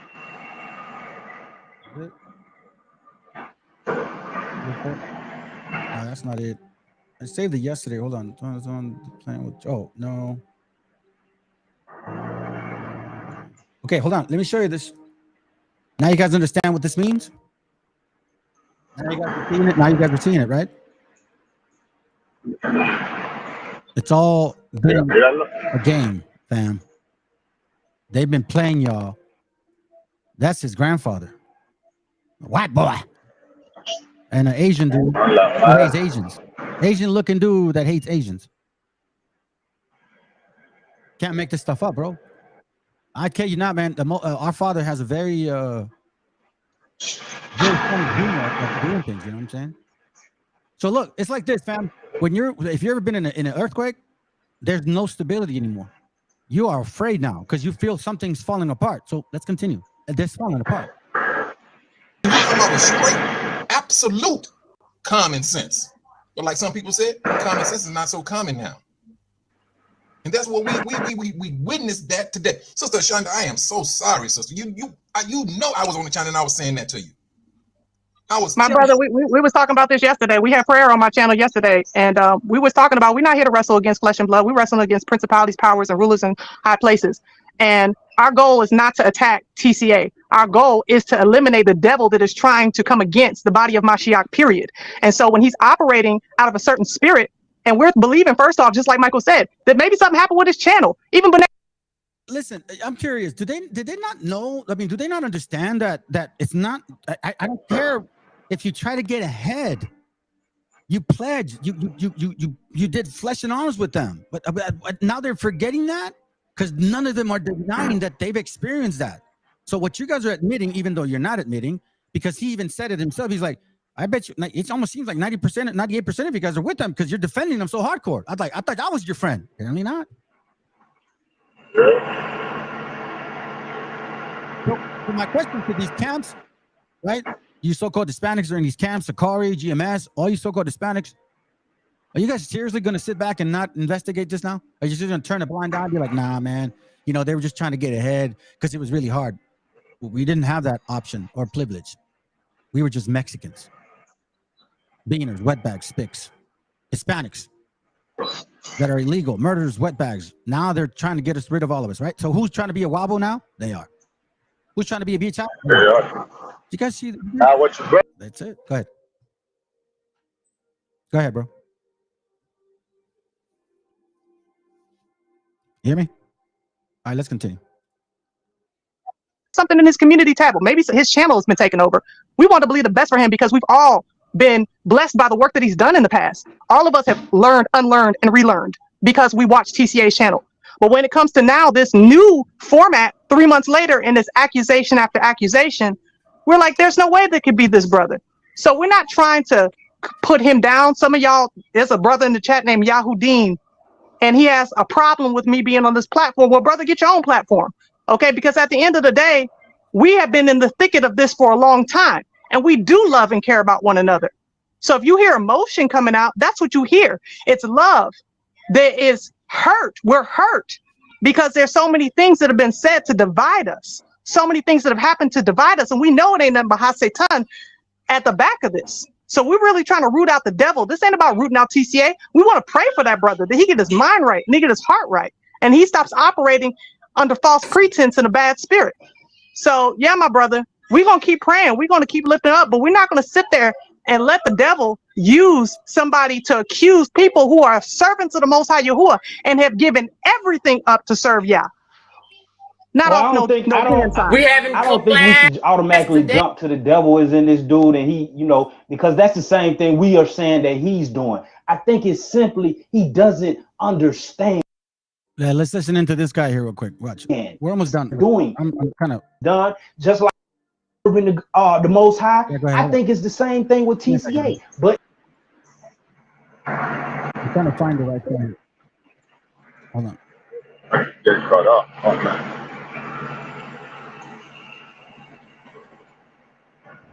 Here goes right here. Okay, so this guy starts making sense of it. You want to say something, bro, before I let it play? No, go ahead, brother. Go ahead. All right. Oh no, let me finish, brother. Let me finish. But here's the thing. Like I was telling my wife, because she told me about when he first started publishing this stuff. When I speak, you know, I speak with my hands. And I've used those gestures before. I didn't try to do it. I didn't know they were Freemason or any. I speak with my hands. And when you are speaking, you have to, if your hands are showing, you have to do something with your hands. And some people just, that's not true. Their hands in certain positions. And here's the thing. That's not true. Yeah, so it's it is true. Let me finish. It is. I've got scripture to back it up. Let me finish this. I don't care about the scriptures you have. I'm telling you, I'm not a Freemason. Let me finish, brother. Don't interrupt me. Brother, don't interrupt me. Don't interrupt me. Don't. Hey, don't. You should probably be muted if you can't be quiet long enough. So, anyways, I've done stuff with my hands. I put my hands down. You have to do something. And when I put my hands in certain positions, some people probably could have said that about me. In fact, I've given speeches. I've been on panels publicly, and I held my hands like that because I just did, and it's just a habit. I'm not a Freemason. Here's the thing. Now, the problem with what TCA is doing is he's making an assumption. He has no evidence that these people are Freemasons, and they said they are not. Now, we know that many of our leaders were secretly Freemason, but these people said that they are not. It is wrong to tear a person. Hey, did you hear what he said? We know that many of our leaders were Freemasons. Bro. You know they're not the people, bro. We're supposed to be getting Freemasons, bro. Yep. That's how they get breakdowns and understanding, bro. That's how they find books and history. Hey, you know what, man? I'll praise them all time. Because for you brothers and sisters that are actually doing your own research and are finding this material, guess what? You didn't have a Freemason's help. We did it out of the spirit of the Most High. Anyways, let's continue. Let me catch up to the next one because this.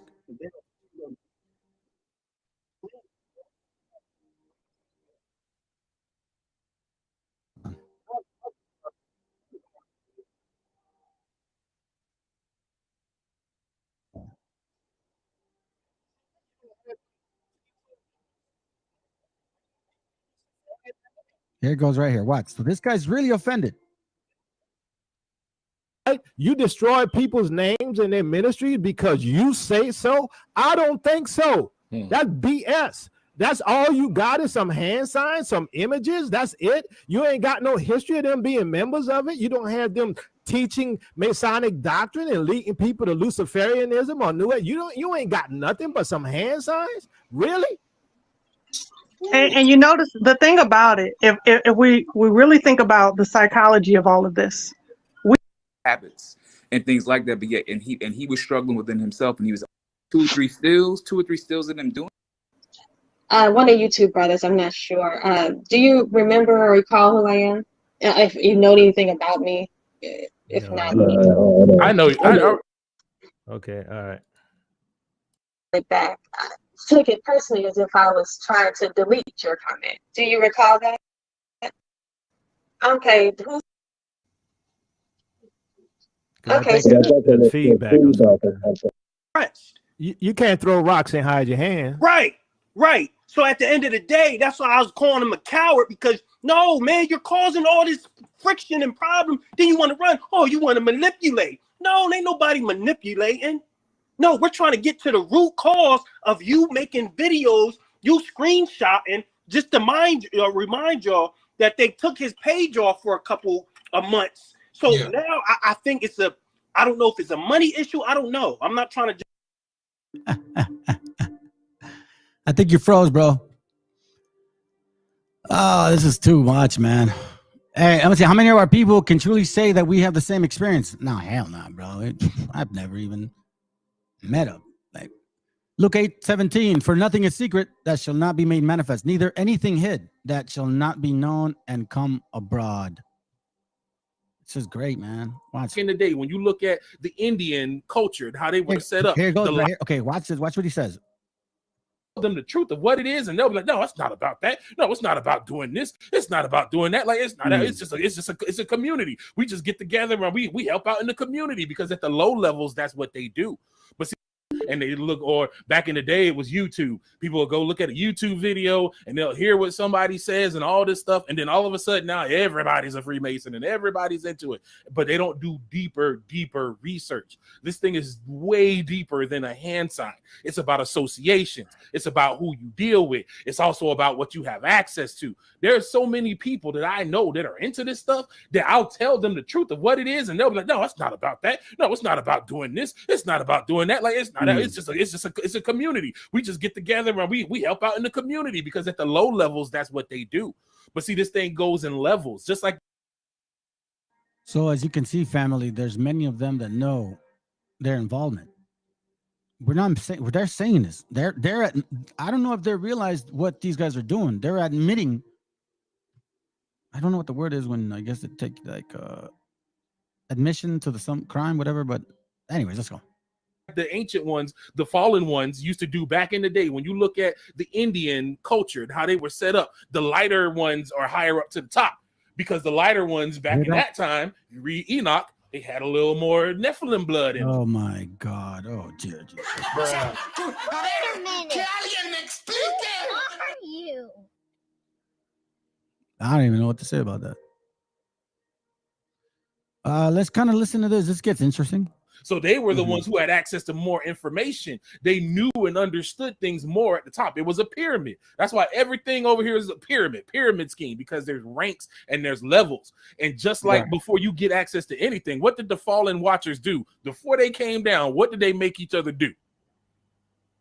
They drew curses. They had someone because of what you think.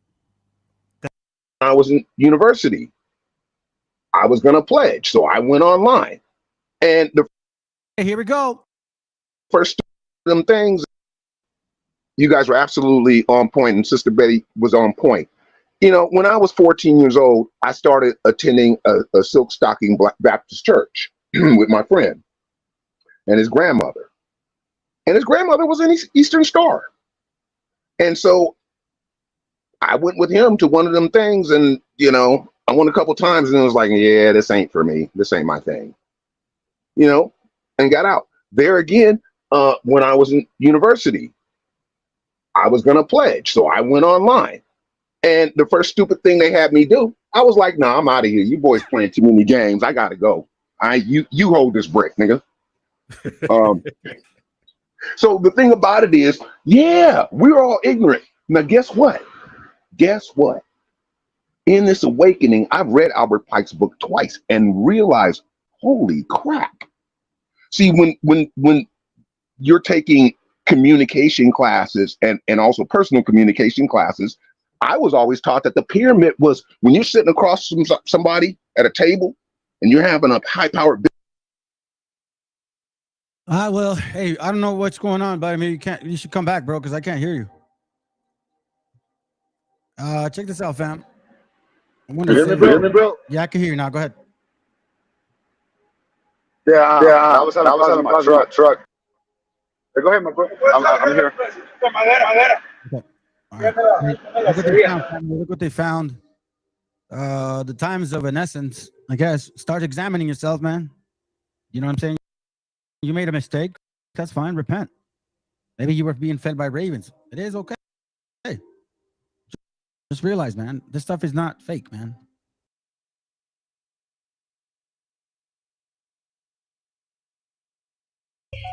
You want to answer the truth. You want answers? I think I'm entitled. You want answers? I want the truth. You can't handle the truth.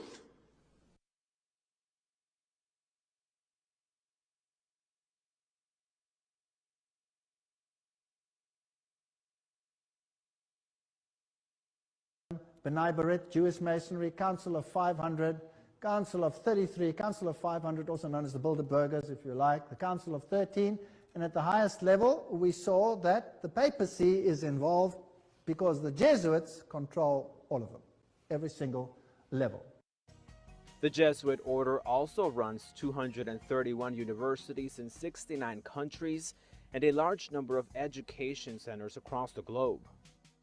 Jesuits can choose to be ordained as priests. The Association of Jesuit Colleges and Universities includes 28 institutions in the United States. 3 of those rank in the top 100 most expensive universities in the entire country.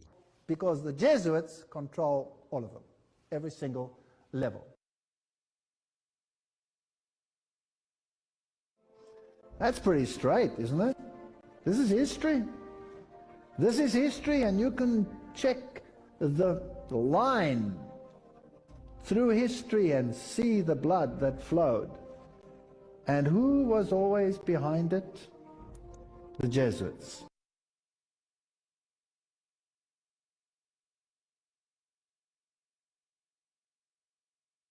Georgetown is the oldest Jesuit university in the country.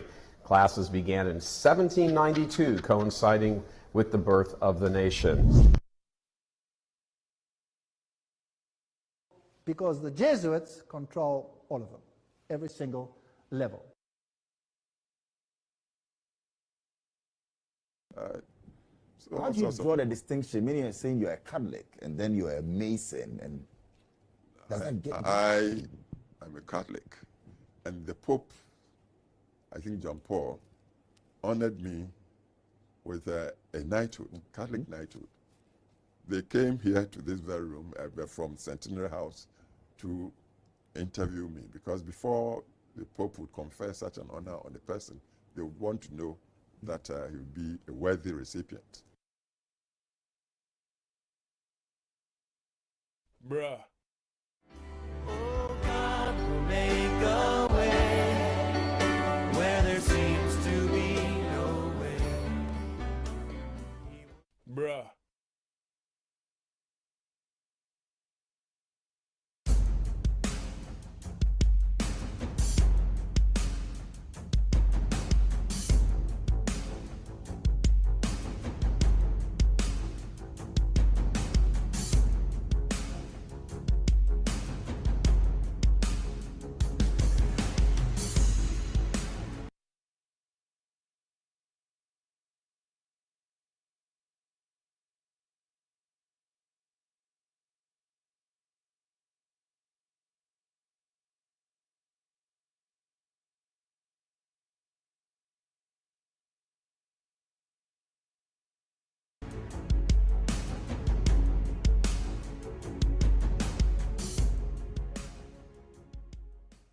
But for the purpose of our video, we can find in this book a list of lodges that are in Ghana under the heading of England Overseas Lodges. Under the heading of England Overseas Lodges. Now, I am not able to pronounce my own children's names at times, so I will not try to pronounce the names of cities in Ghana and offend anybody. But suffice to say, there is a long listing of different lodges in the country of Ghana.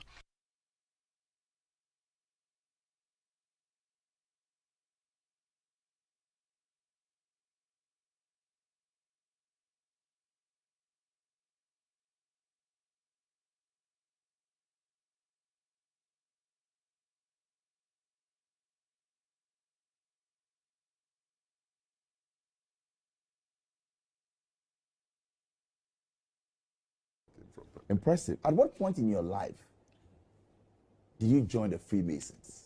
I think it was either 67 or 68. Oh, that early? I was a young lawyer in Kumasi, yes. Yeah. What prompted that?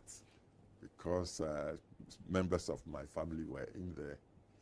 Some had been in from even before I was born. They encouraged you into it? Well, you don't just walk in there. You are, in a way, invited. So you've been a member since, what, 66? 67, 68, I think. And what is your current position in that organization? Perhaps it's the highest so far in the history of Masonry in at least Ghana, but it could be for the whole of Africa. Really? Yes, in the English Constitution, yes. Wow. How does that make you feel? How does that make you feel? Naturally, when you join anything you believe in and your peers or colleagues keep on promoting you, and naturally you begin to feel perhaps you are doing something very right. What exactly do you do within the Freemasons? Are you a brother? I believe not only has your country gone through independence in the relative near history, but also you're currently either looking for independence and forming your own Grand Lodge, or maybe you have and this book hasn't reflected that change yet. So there is bound to be some discrepancies between my knowledge of a Grand Lodge across the ocean and what is actually taking place. Are you a brother?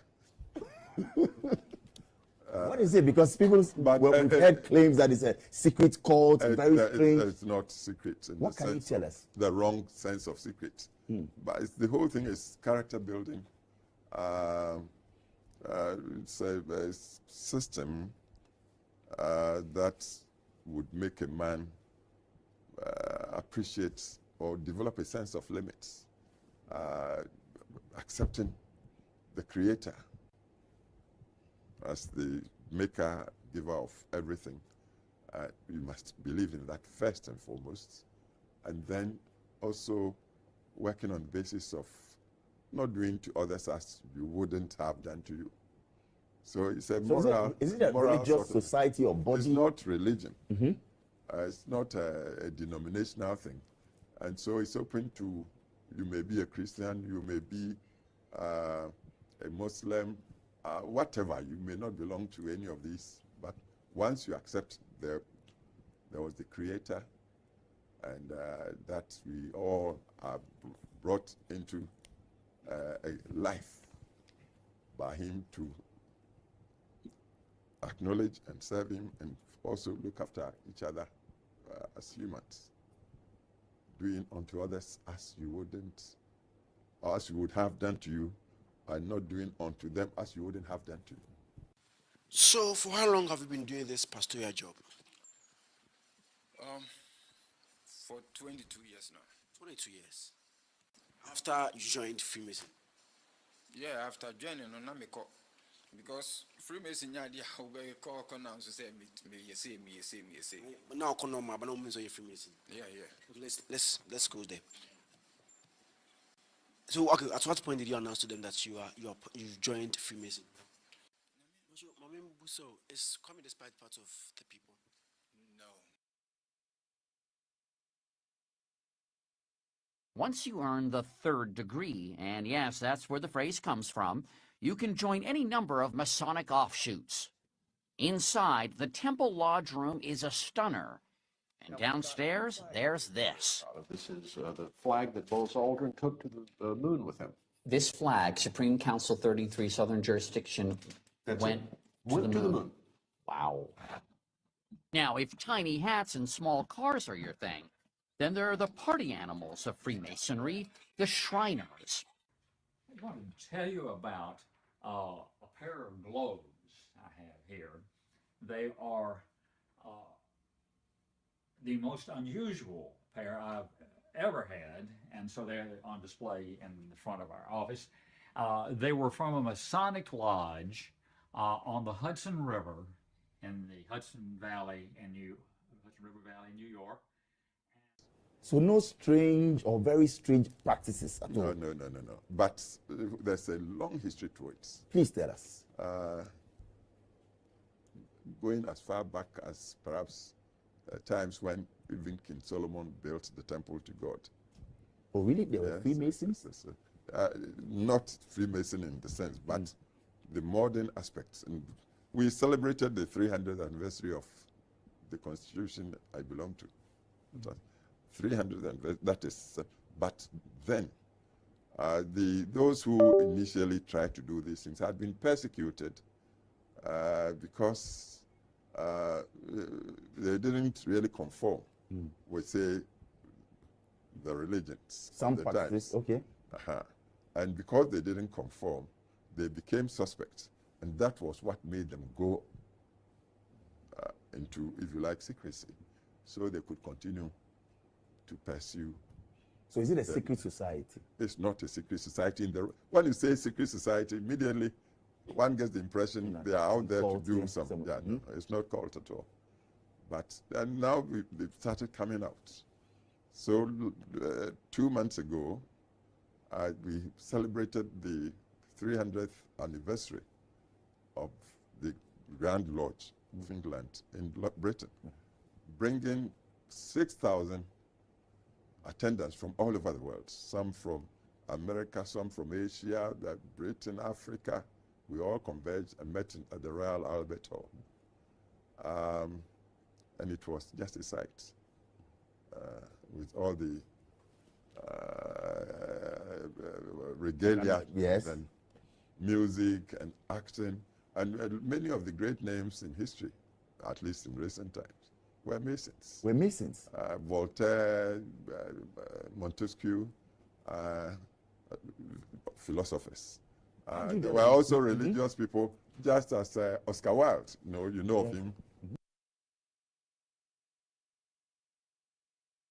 Freemasonry has been here with us for many years in its organized form, structured as Grand Lodges. Has been here for 300 years.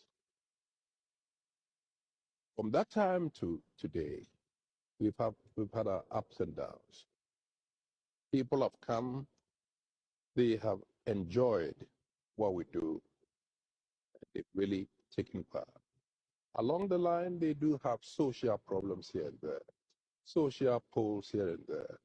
And some will say, right, I joined Masonry because I thought I would see something. Perhaps some thought it's a magical society where you join and we give the word and you become rich overnight. And some people, since President Kupo was announced as having become a senior warden of Grand Lodge of England, have knocked at our doors wanting to become members.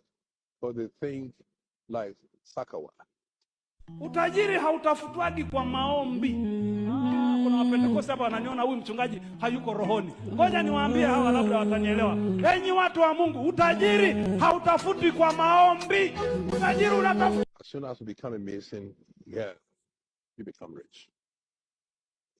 This is not it. So they should come because we want to take them from their natural habitat in the society and try and polish them. We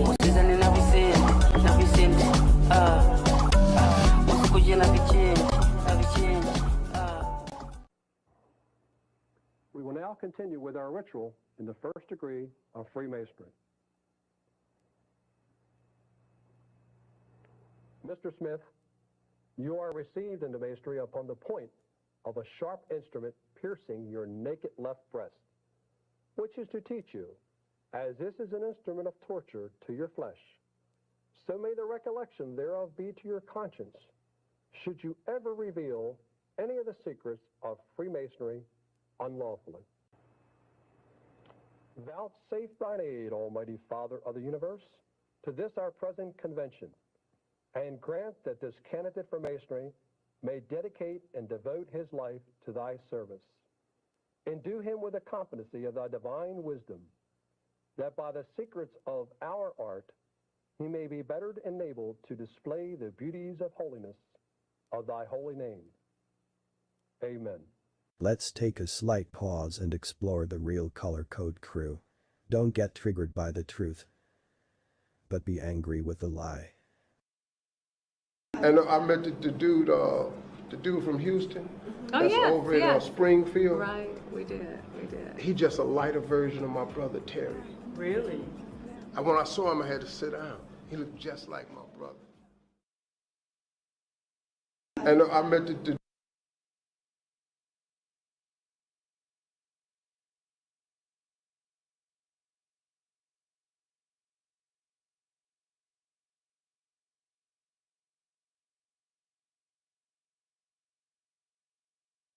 I got something to show you real quick. Give me a second.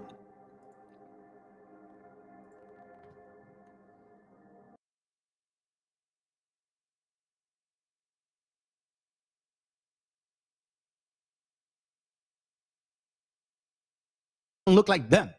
So anyways, let's continue. So he says us Spaniards, we're supposedly us Spaniards, and that we or they or we gave it to them, and that's why this whole Hollywood shit. So he's upset, like, I can't believe the hate speech. Hate speech, hate. Okay, sounds good, bro. Sounds good. If it's hate speech, then let them block me, because I don't do that.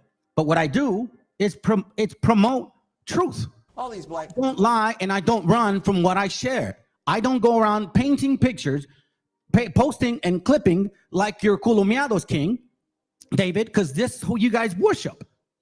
You are a worshiper of Colomiados. He's brought all this stuff to you. Matter of fact, the video I just showed earlier with that dirty water kid, the stupid ass going on and making a fool of himself, you support that channel. And you know what he says?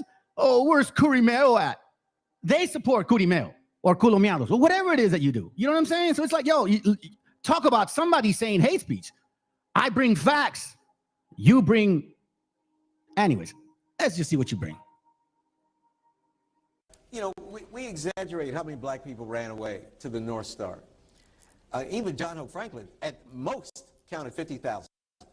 And that includes people who would just run down to the swamp, hide out for the night, and then come back. You know, it was hard to run away to the north. There were not millions of black people in the Underground Railroad. We tend to think of the Underground Railroad like Penn Station, a Grand Central Station. It wasn't like that.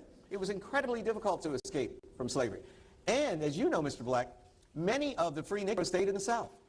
Do you know in the 1860 census, there were 440,000 about free Negroes, I mentioned that earlier. More than half lived in the states that were the Confederacy and the border states where slavery was free. They were free. And they stayed there, ladies and gentlemen, unmolested, including my family in eastern West Virginia. They stayed there because that's where they had their family and that's where they had their property. Remember, their property was, they had to be given property in Virginia and many of these other southern states. What are they going to do? Go to New York? Live in Harlem? Hang out and listen to jazz with Dizzy, Charlie Parker? They stayed where they were raised. And many of them, this is the worst, the dirtiest secret in African American history, is that a surprisingly high percentage of the free Negroes in the South owned slaves themselves. Tackled this before, that's not the point. Let's go. And some of them owned, we explain it away by saying, oh, but they only own their mother, or they only own, they own their mother, they own their sister, they own their wife, and they own some other workers too. A surprisingly high number owned workers who they did not liberate throughout the South. There were enough black free Negroes who supported the Confederacy that they voluntarily formed a regiment in the state of North Carolina to fight for the Confederacy. And black Confederate troops are featured on the cover of Harper's Weekly in 1863. Frederick Douglass used this as an argument to make Lincoln allow black men to fight. Wow. Because, remember, Lincoln didn't want to do it. Lincoln made a famous statement in 1862. He said, I suppose we could arm them, but if we did, their arms would end up in the hands of the Confederates within a week. Because he thought that they were incompetent, not smart enough to win. And eventually, as I said, the North was losing the war, Frederick Douglass was agitating, and this book by Casemore, persuaded him to change his mind and incrementally. So again, it's not only the myth makers who created the idealized Lincoln. We have our own myth makers in the African American historical establishment. All the Egyptians looked like Michael Jordan. All our people were black gods and kings. You know, we were not complicitous in the slave trade. There wouldn't be a slave trade. Africans sold other Africans to white people. That was the slave trade. That's the first thing we attention to what he's about to say, because when he's mentioning that certain people sold certain people, there is also I could say what's the right word to say it?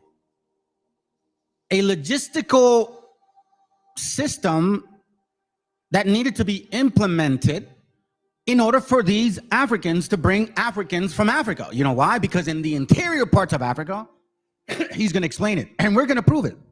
David, I got an answer for you. I hope you're listening. You want sources? I'm going to give you the horse's mouth. We honestly have to admit that remember the story of Livingston, Dr. Livingston.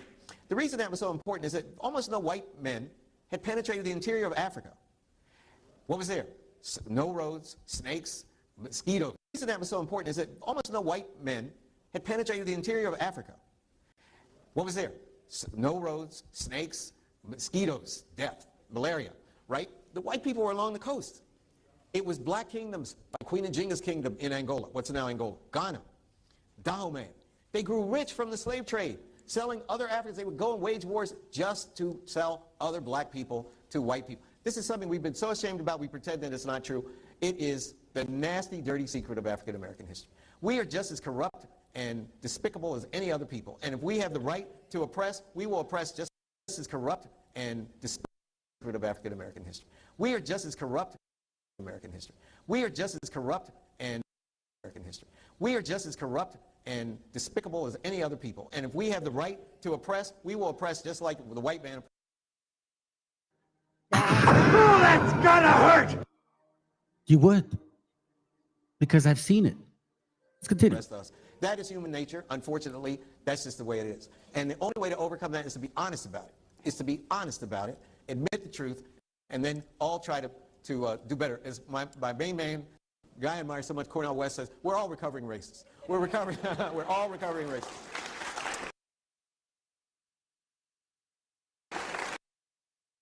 All the white people clap. Oh, you relieved some stress. Okay, so let's get to it, man. Let's get to it. Let's get to it. All right, so Robert, or what's your name again? David, whatever your name is, all right? You want sources?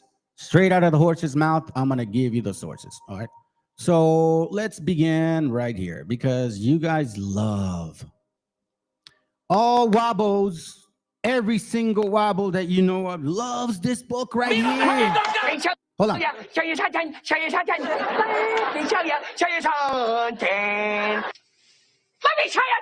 me show you something. Since you want sources, Dave, let me see. What's your name?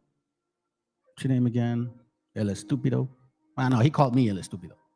So David Benjamin Button wants sources because he doesn't believe that Africans could have brought contaminants to this America over here. It had to be the Spaniards because they're so dirty. I'll tell you what. I'll give you part of it. I'll give you part of it. You're right. Africans didn't necessarily bring all the diseases. You're right. The Spaniards did give them something called pox, but it wasn't what you think. So I'll give you that one, David. But I'm still proving facts. I'm going to give you from your own man who quoted this man that I'm about to quote. He quoted him. This is a book from Ivan Tertima, 1970. He quotes a gentleman in here. And he says here, as regards to, and by the way, you guys love this guy, but at the same time, you ignore the shit that he says. I don't understand. You're saying you're from America, but then you're Africans. Oh, that's right. You were all over the world. Anyways, so here he says, Edward Scobie, which you guys also push as well. So Ivan Tertima references Edward Scobie, who all wobbles love to use. And your sources that you guys run to love to, quotes a guy named Leo Africanus, A Geographical History of Africa. And again, I don't want to read this because you guys can read it. For all Negroes are blackamoors or descendants of Kushans. We all know that shit. We all know that. We can always come back to it. But again, Leo Africanus. So Ivan Sertima, okay? Ivan Sertima, this man here, the guy they love, okay, quotes Leo Africanus. Sounds good. Well, then let's go to Leo Africanus. This is from the same book. The same book, okay? The same book. And I have it right here. It's reprinted for me. A Geographical History of Africa. I brought this book out several times, but now, since you want sources, I'm gonna give you sources. Here it says what kind of diseases the Africans are subject to. Now, Leo Africanus is an African, by the way. And he says it himself in this book. So let's talk about what type of diseases Africa was dealing with. All right, so it says here. If any of the, this on page 38, by the way. I think chapter 2, page 38. So it goes by chapters and then it goes into 1, 2, 3, 4. If any of the Barbary be infected by the disease commonly called French pox. David's going to say, you see, I was right. The Spaniards gave us the diseases. You know what I mean? That's what he says, right? That's what he says. Hey, bro, stop. Oh, come on, dude, for real? All right, that's what he says. But, wait a minute, let's continue reading it, and then we'll come back to it. It says here that this disease, French pox, they die thereof for the most part and are seldom cured. This disease beginneth with a kind of anguish and swelling, and at length break out into sores over the mountains of Atlas and throughout the Numidia and Libya. So now, two things I want to ask, and we'll move on. Atlas. Why is that word used there? It's still in Africa. Let's continue. It says, so in Nubia and Libya, they scarcely know this disease, in so much that oftentimes the parties infected traveleth footward into Nubia and the lands of the Negroes, or the land of the Negroes, in which places the air is so temperate, blah, blah, blah. Not so much as the name of this malady ever known unto Africans before the Ferdinand, King of Castile. Okay. Hold on.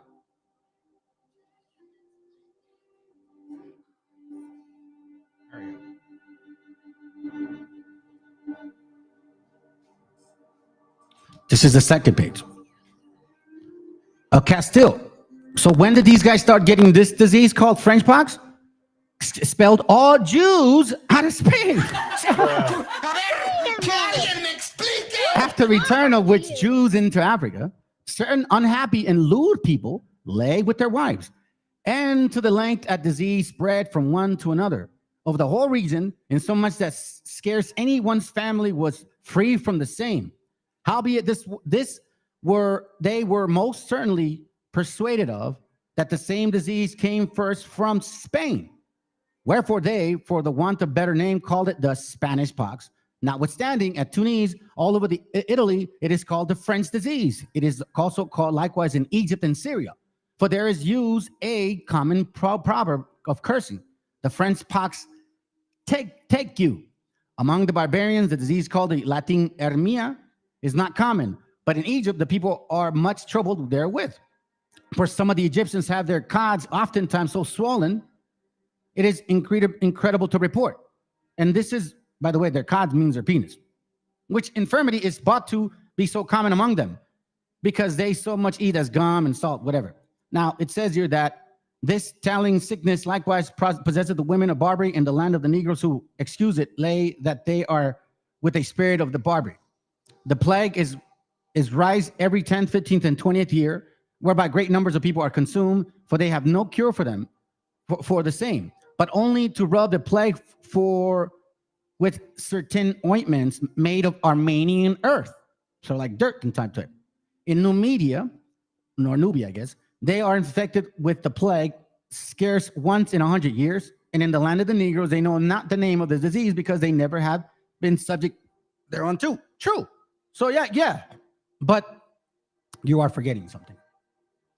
You are forgetting something. What was French pox? I ask.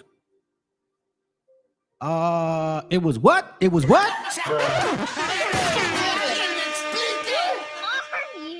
So I don't know who laid with who first, but both of y'all were laying with each other. Some men were sleeping with somebody's women.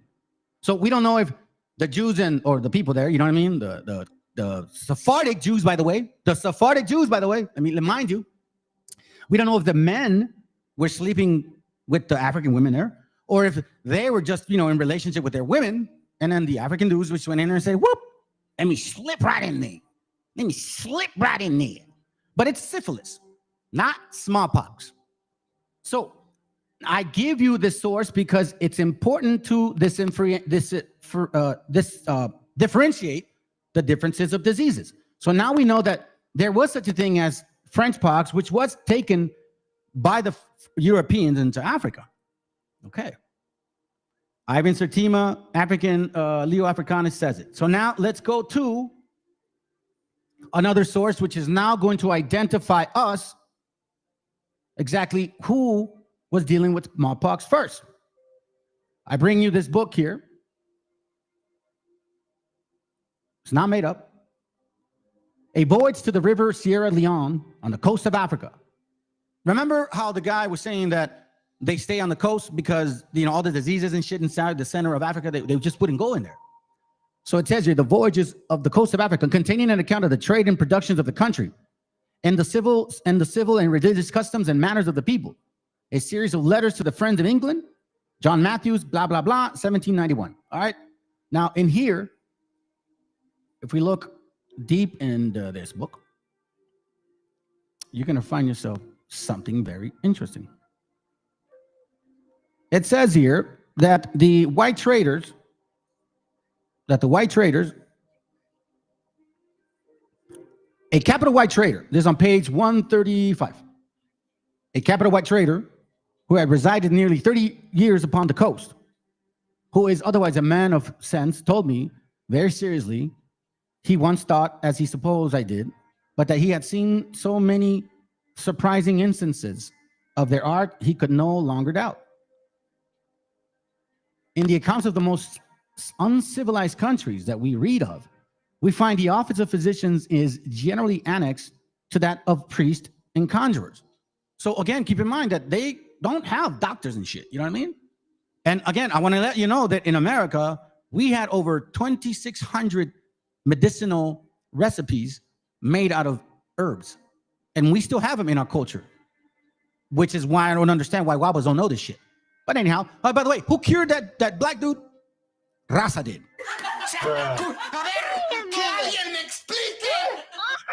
And now you don't even want to say that. Anyway, let's continue. But here is carried by an old woman.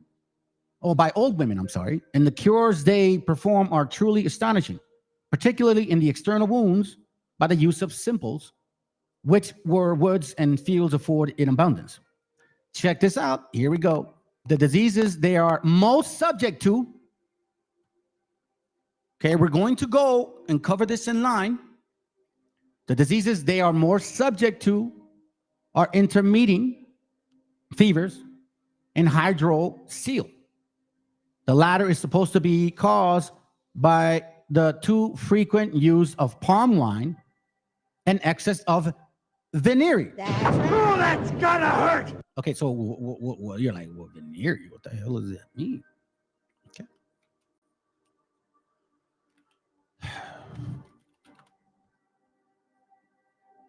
Venereal means sexual indulgence. Oh, that's gonna hurt! Okay, so apparently this is quite often, quite common, and it's still, I don't know, prevalent? I don't know. Maybe you guys aren't the same people. I don't know. You guys say you're not. I don't know. Then it says here, the venereal disease is frequent, but never attended with those dreadful symptoms which too often accompany it in Europe. Okay? So like the French pox type of deal shit. It is always easily cured. Neither can they be convinced that it proceeds from impure coition, I guess. Check this out. It's talking about the diseases that are most subject to, right? The smallpox is endemial So, you know, the guy, what's his name? Benjamin Button. He's like, you know, he wants to be Mr. Brainiac, right? Like, it's a contagion, meaning it's contagious, and they cut it from the Cathars and Spaniards. That's not what it says. The smallpox is endemial. So what does that mean? You know what I mean? Because obviously, you know, I don't know any better, man. I'm just a, you know, like just a dumb Mongolian. I guess that's what you guys say, right? Endemial means, come on, get to it. Oh, endemic. Meaning what? Belongs to or native to a particular people of a country. Oh. Woo! Characteristics of a prevalent in a particular field, area, or environment. Oh, that's gonna hurt. Hold on a second. That's right. So endemic basically means that an organism is restricted to a locality or region. So we know that French pox was brought to you by the French, the Spanish, the Europeans. Yeah, I'll give you that. The Europeans brought French pox to the Africans. But smallpox,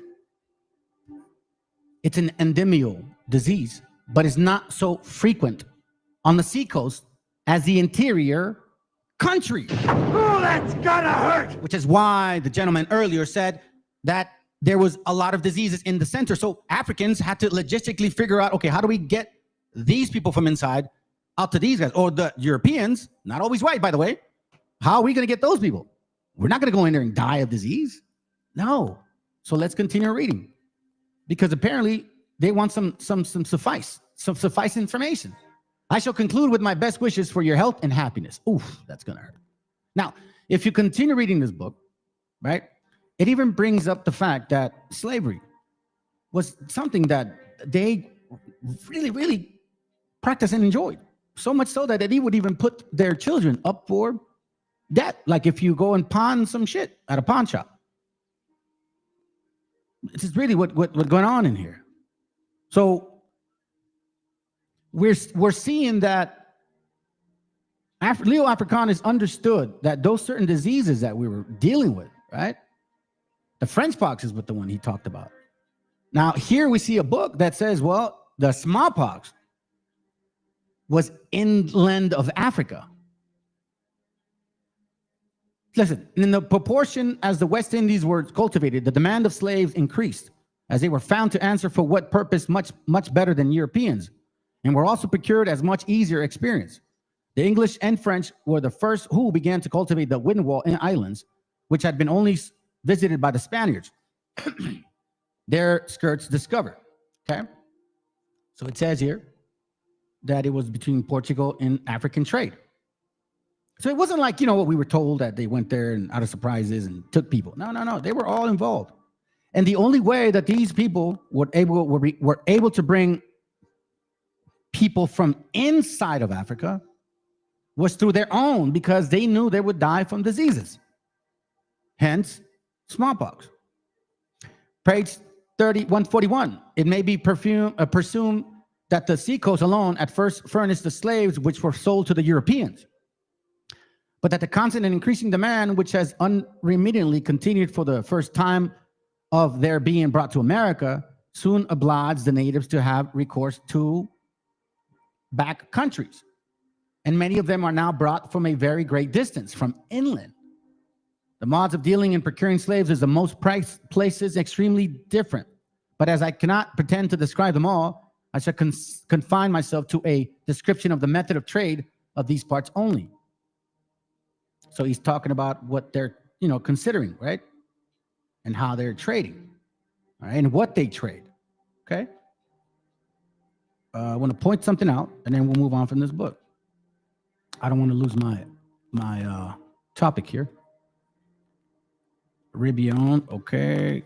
Information, merchants, witchcraft. I think it's, okay, here goes. Let's see. There are in our purchase in the country where European goods and salt, which is okay. They're talking about that. They will part with their. Okay, here goes. Which is an article. See, I'm right here. Okay, I'm right here. Which is an article so highly valued and so eagerly sought after by the natives that they will part with their wives and children and everything dear to them to obtain it when they have not slaves to dispose of it. Damn, they're willing to sell their children and their kids to get European goods. It is always makes part of the merchandise of the purchase of slaves in the interior country. It makes part of. So the present custom and ancient tradition of the country, handed down from father to son and from generation to generation, both teach us to believe that the practice of making, buying, and selling slaves was in use in Africa long before our knowledge of it.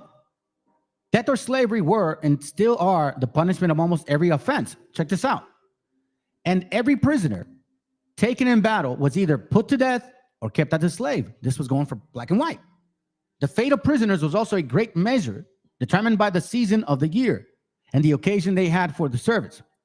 If they were taken after the harvest was over, they were seldom spared.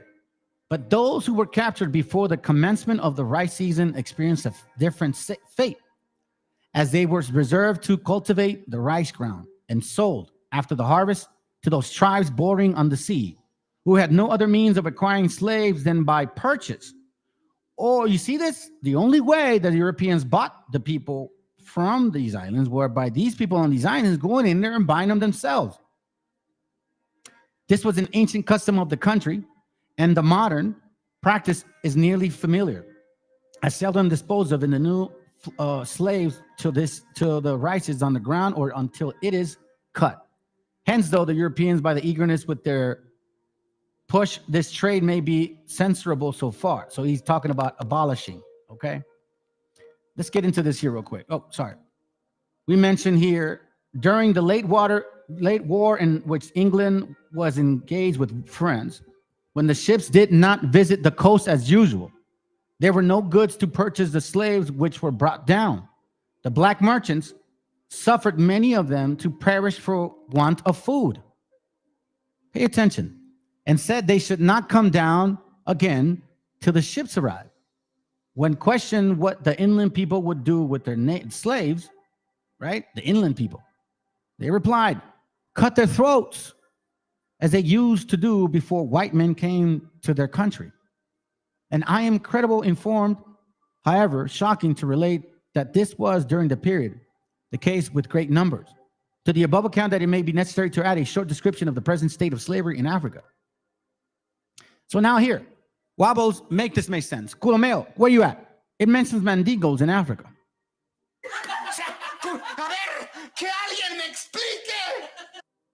Mandingos in Africa and Mandingos in America? How's it so if you're not African? But here in this book, you clearly see a history of Sierra Leone. My main point was smallpox and the travelings of it. And how did it get here? How did we get it? If it was all the way inland? Well, because they had to bring their own people to the coast to be sold and brought here. And again, David, it's an endemic disease. An endemic disease, meaning that it's restricted, particularly to a locality or region. So before you go and say dumb shit like this and stop projecting, because you are the stupid ass in this moment here. Obviously, Africans did bring the contagion, meaning that it's because it's endemic. And no Spaniard gave them the smallpox. They did bring the French pox, which we suffered from it too, by them and you. And they didn't bring or exclusively. Now, again, this isn't hate speech because I am reading a book, which is a book that you can find and usually available to purchase. Now, it's up to you to feel emotional about it, but these are facts. And I know some people don't like me bringing out some shit like this, but these are facts. And if it burns your spirit, oh well. Because you want to know something? We've dealt with this shit for a long time.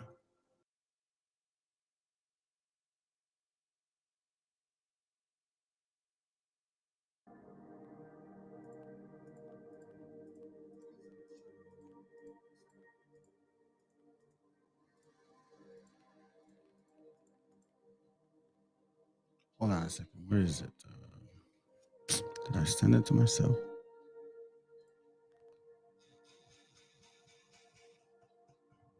Give me a second, man. Right here. I'm pointing this out because it says Pan-Africanism, right? Pan-Africanism. So you individuals that watch and follow IUIC, this is what your leader believes in. Nathaniel Israel. This is on that app where they go and debate a bunch of illiterate, ignorant people of the scriptures. Founder and Bishop of Israel United in Christ, award-winning author, missionary, Pan-Africanist. What the hell is that? Pan-Africanist, huh? And we see Pan-Africanism reflection on resistance, and somehow they're really related to this whole movement. I also want to share this with you real quick. I'm gonna move fast. This is from the book I bought. Okay, this one here. All right, I bought this book last year, like in November of 2022. Okay, and this says you're printed 14 December 22nd. All right, copyright 2012. Been working on this for 10 years. This book, Michael Jones. But then why in the world is this here? If this was so many years in working, I ordered this like a month after that whole Kyrie Irving situation. We are awakening all over the world. They have been constantly changing the facts when it pertains to the so-called history, Black history, but it is too late. Thank you, Kyan West, Kyrie Irving, and Dave Chappelle for waking up a lot of people, a lot of our people. But I ordered this November 22nd of 2022. It says you're printed 14 December. I received this December 15th, fam. 10 years in the making, copywritten in 2012, but they know about this. You mean to tell me that they could have publicized this book worldwide in a month on Amazon? It is true, family. The earth is given into the hand of the wicked. You shall know them by their fruits. Let's go. The dude from Houston. That's over in Springfield. Right. Oh, my bad. Let me read that for you, bro. Hey, shalom, everybody. My bad. Yeah, bro. That's what it is. That is. I'm glad all will be real. I'm glad because I don't even have to say it anymore. I think my channel, our channel speaks for itself. We've been finding the truth. Psalms 83. It is really manifesting in your face. For all of you that couldn't answer this, you will always exclude us and say, well, they're just random people in Africa. No, you're all over here. Psalms 83:3, they have taken crafty counsel against thy people and consulted against thy hidden ones. You remember there was a time where we were unaware. They were unaware of our wares. They have said, come, let us cut them off from being a nation from a distance, that the name of Israel may be no more in remembrance. This is from several books. I got book of Jews and Moors. Okay. So look, you guys have been in cahoots for some time now. Jews and Muslims in British colonial America. Historians speculate, this is from Jews and Muslims in British colony. Historians speculate the first Europeans to land on October 12, 1492 was also Jewish.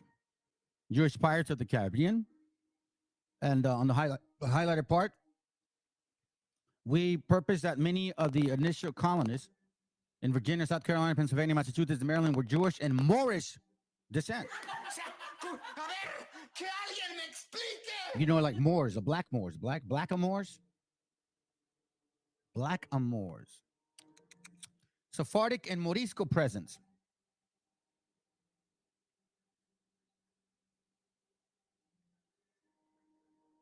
Lee sponsored 38 indentured servants from Holland.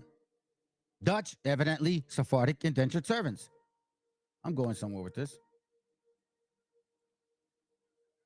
Check this out. I think it's on this side over here. Yeah, here it goes right here. Swarthy complexion, Swarthy people in America, Swarthy. Look, you'll find out. They've been pushing Christianity, family, for quite some time. Remember, they used the scriptures, they painted the image of the white man over their image, but they keep ignoring the fact that, yeah, we're promoting Christianity. Okay? So these are just pictures. Like, here we go. Swarthy, from 1828, Webster's Dictionary. Beginning of Swarthy, dark hue, complexion, tawny, in climates, in warm climates, the complexion of man, universally swarthy or black. The Moors, Spaniards, and Italians are more swarthy than the French, Germans, and English. So we see a variety of people, a mixture. This is from White Cargo. In 1630, almost 80,000 people left England of Chesapeake for New England and Caribbean, most of them indentured servants. They weren't all white. They were also black. And they went to Britain, the islands, different places. Let me get this out the way. Let's go. We did. He's just a lighter version of my brother Terry.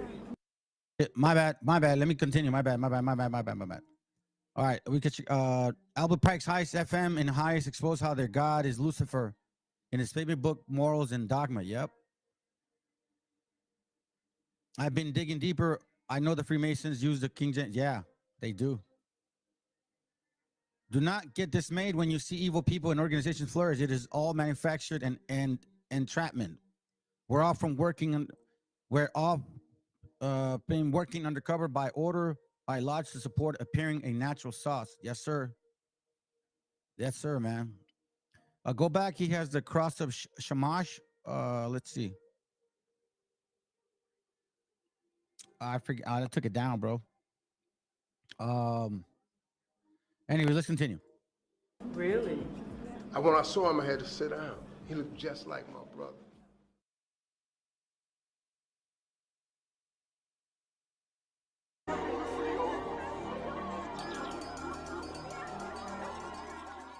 Color programming and broadcasting. Funny, the color purple has strong ties to a very influential fraternity in America, which produces writers, entertainers, ministers, activists, and stars. I just want you to scream out the name Jesus.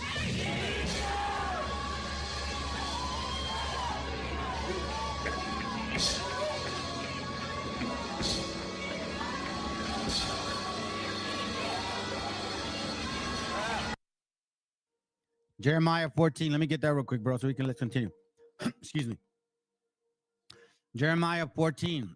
It reads, Then the Lord said unto me, the prophets prophesy lies in my name, and I sent them not, neither have I commanded them, neither spake unto them. They prophesy unto you a false vision and divination, meaning false doctrines, false assumptions, clear fiction, and a thing of not. Deuteronomy 28 is literally no more up for grabs anymore for just a random individuals. There's only certain people that fit those curses to the T. And you're looking at them. And the deceit of their heart, meaning their mind. So the wicked is estranged from the womb. No son nomás güeros, family. Say the Lord concerning the prophets that prophesy in my name, and I sent them not. Yet they say, sword and famine shall not be in this land. By sword and famine shall those prophets be consumed. Man, that's beautiful. Hey, that reminds me of the scripture real quick. You know why it says here on Joshua 7:9, it says, for the Canaanites and all the inhabitants of the land shall hear of it, and shall environ us round about, and cut our names off from the earth. What wilt thou do in thy great name? O Lord, what shall I say when Israel turned their backs from thine enemies? Why? Because Israel took something that didn't belong to them. But the children of Israel, verse 1, committed a trespass in the accursed thing. For Achan, the son of Carmi, the son of Sabdi, the son of Zerah of the tribe of Judah, took of the accursed things, and the anger of the Lord was kindled against the children of Israel. So as long as you guys take anything from these particular camps, the 12-tribe chart, the assumption that Messiah is black, the assumption that you're going to turn into a black man or black woman when the Messiah returns, the assumption that you ain't Hebrews, the assumption that you mix with the other nations, is you taking visuals from them and coming here condemning us. The nerve of you guys to come to this channel, to go on my Facebook and tell me I'm wrong, but the only thing you can do is say I'm racist. Why are facts racist now?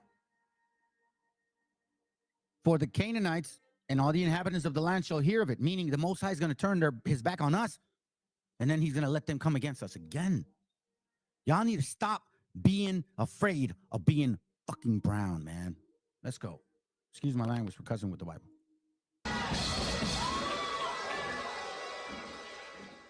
The world is truly a stage.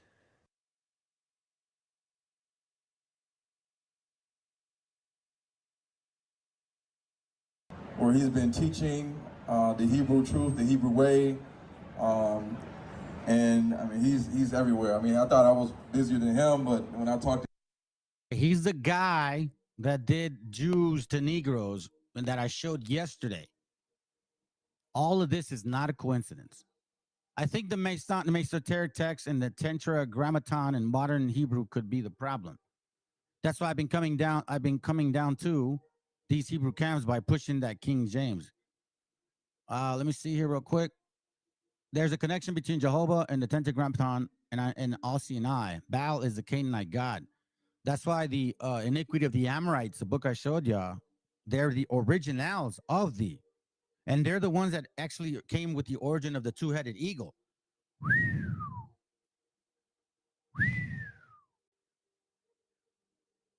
Yep, it's true. That's true. Very true. Hey, this is true facts. This is true facts right here, fam. They're not all white and black. You're right about that, Meshi. Let me make sure I clear that. Jeremiah, surely their fathers have inherited lies. That's true. Remember, Jews to Negroes. Jews to Negroes. Let's go. him and text him, he is super busy, going all over the place. And we have to give honor where honor is due. In that area, you're not dead to yourself. That's why it impacts so much. That's why it hurts so much. Think of it like a play. I enjoy learning the words of the play.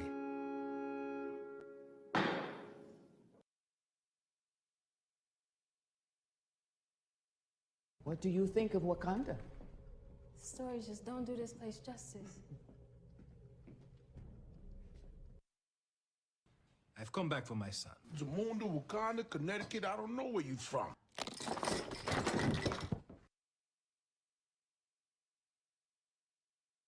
Because there's a bunch of devil worshipers in Hollywood. And there's a lot of black folks too. And they be throwing up them signs, you see them, this, that, all of them. Watch the rappers, watch them folks. It's scary. It's very scary. That devil is real. Well, what is this? Oh, the devil in this mess, yeah. Because I closed this up. I thought this was rock on. Be careful. No, the goat, be careful. They'll get you. Be careful. Let me keep my hand down. And I was doing like this, like rock on. It's like, no. No, watch them. It's easier to become rich than to stay rich. Ega bro gongo mwas, the money is not a pocket of urgent 2K. Put call. Make way for a rich man whose pocket will never run dry because of his ability to think and utilize ideas. I just want to tell you for this man a minute, get yourself a word. That's right. Get yourself a promise from God. Right? But God is all of those things at one time. Nobody like him. And so when we talk about his love, and be diligent student of the word, especially in these last days.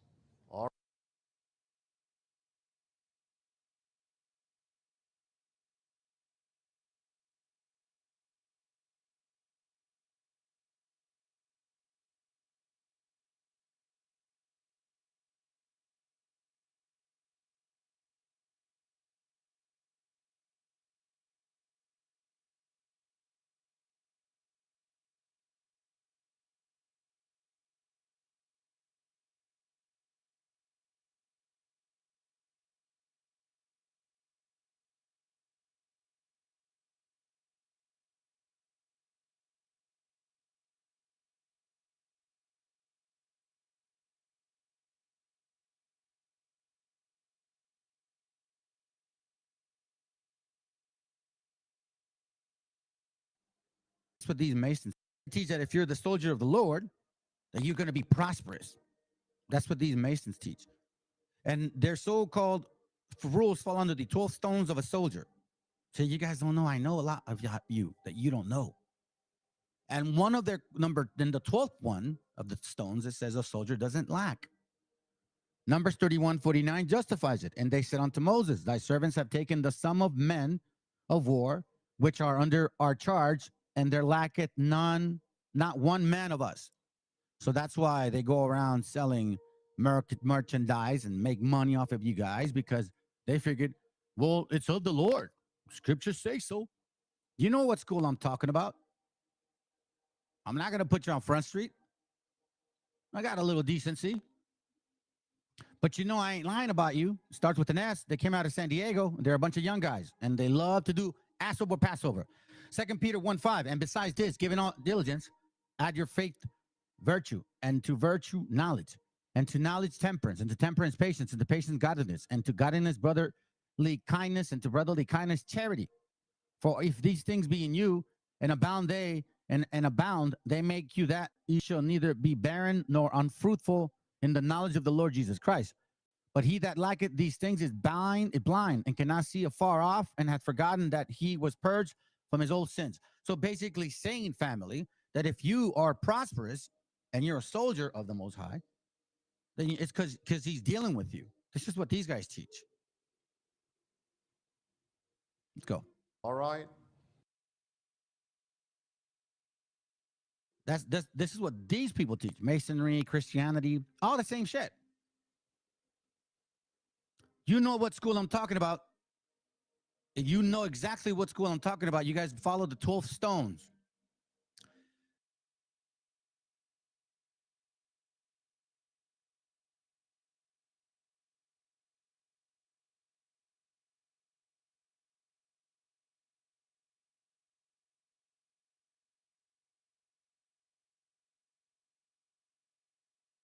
Matter of fact, I'll read it. The soldier is part of an army body. A soldier is in order. A soldier is disciplined and follows instructions. A soldier understands his duty. A soldier puts the Most High first. The soldier loves the Most High and his brothers. The soldier values camaraderie and brotherhood. Soldier also understands how to be solitary. Soldier is responsible for his own actions. A soldier must present himself properly. A soldier wars a good warfare. A soldier doesn't lack.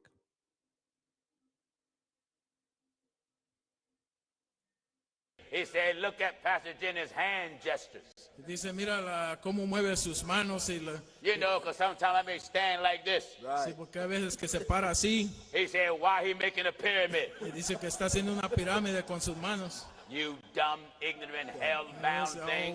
No sé.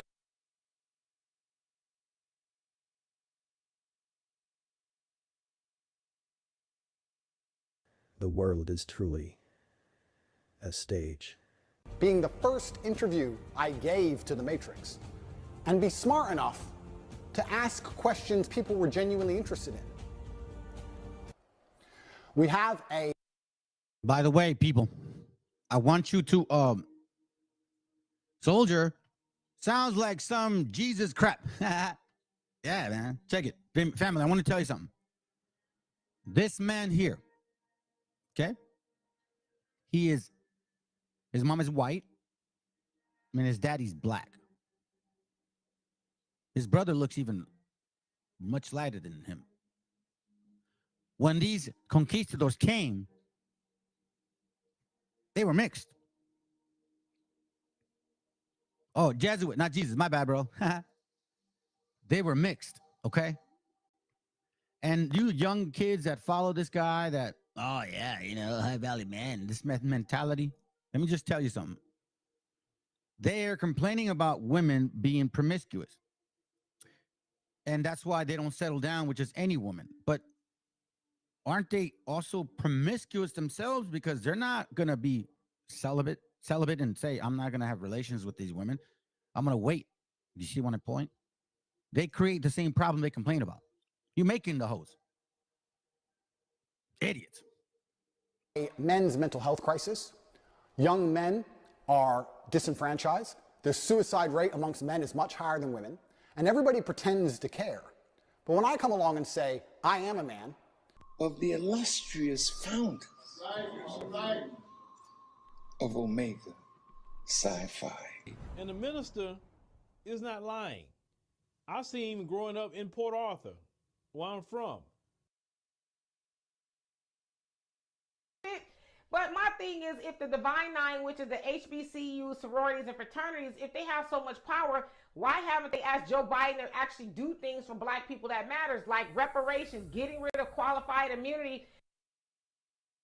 Reparations, getting rid of quantified immunity, or qualified immunity, or something about that.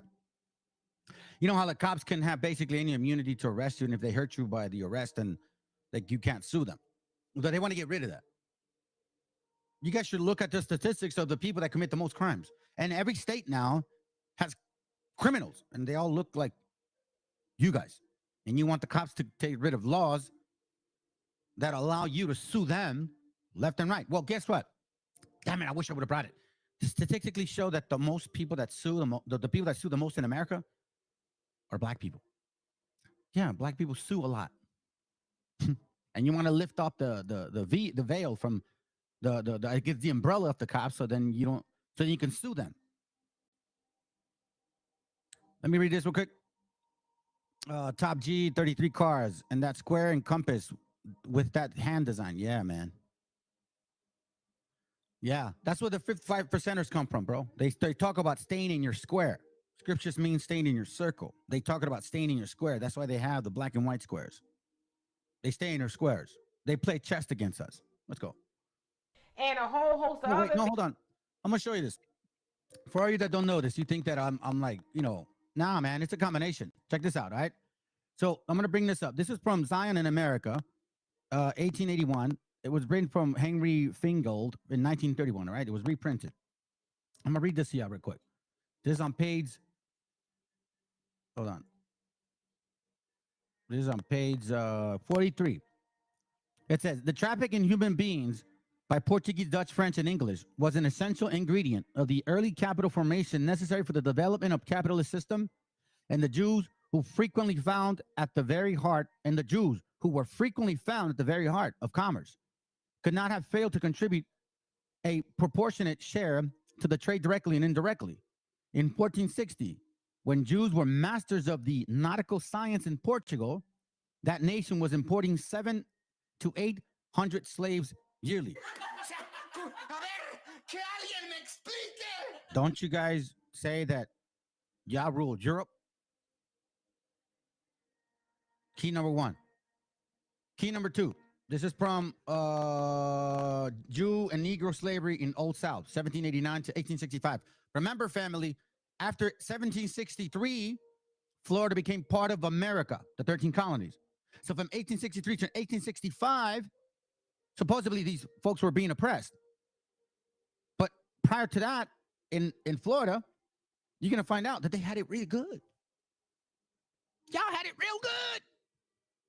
Super good. Super, super, super good. Let's go. Let's go. It says here, I begin with 1789 for the following reasons. Firstly, before discussing Jewish ownership of slaves in the colonies, it would be necessary to consider that the question of Jewish legal status in the colonies in order to investigate the problems of all property ownership by Jews. Secondly, the colonial period was heyday of slave importation from Africa, and northern Jews were far more active in this aspect of slave trade than southern Jews. And thirdly, Jewish settlers in West Indian colonies were at least as influential as those in North America mainland.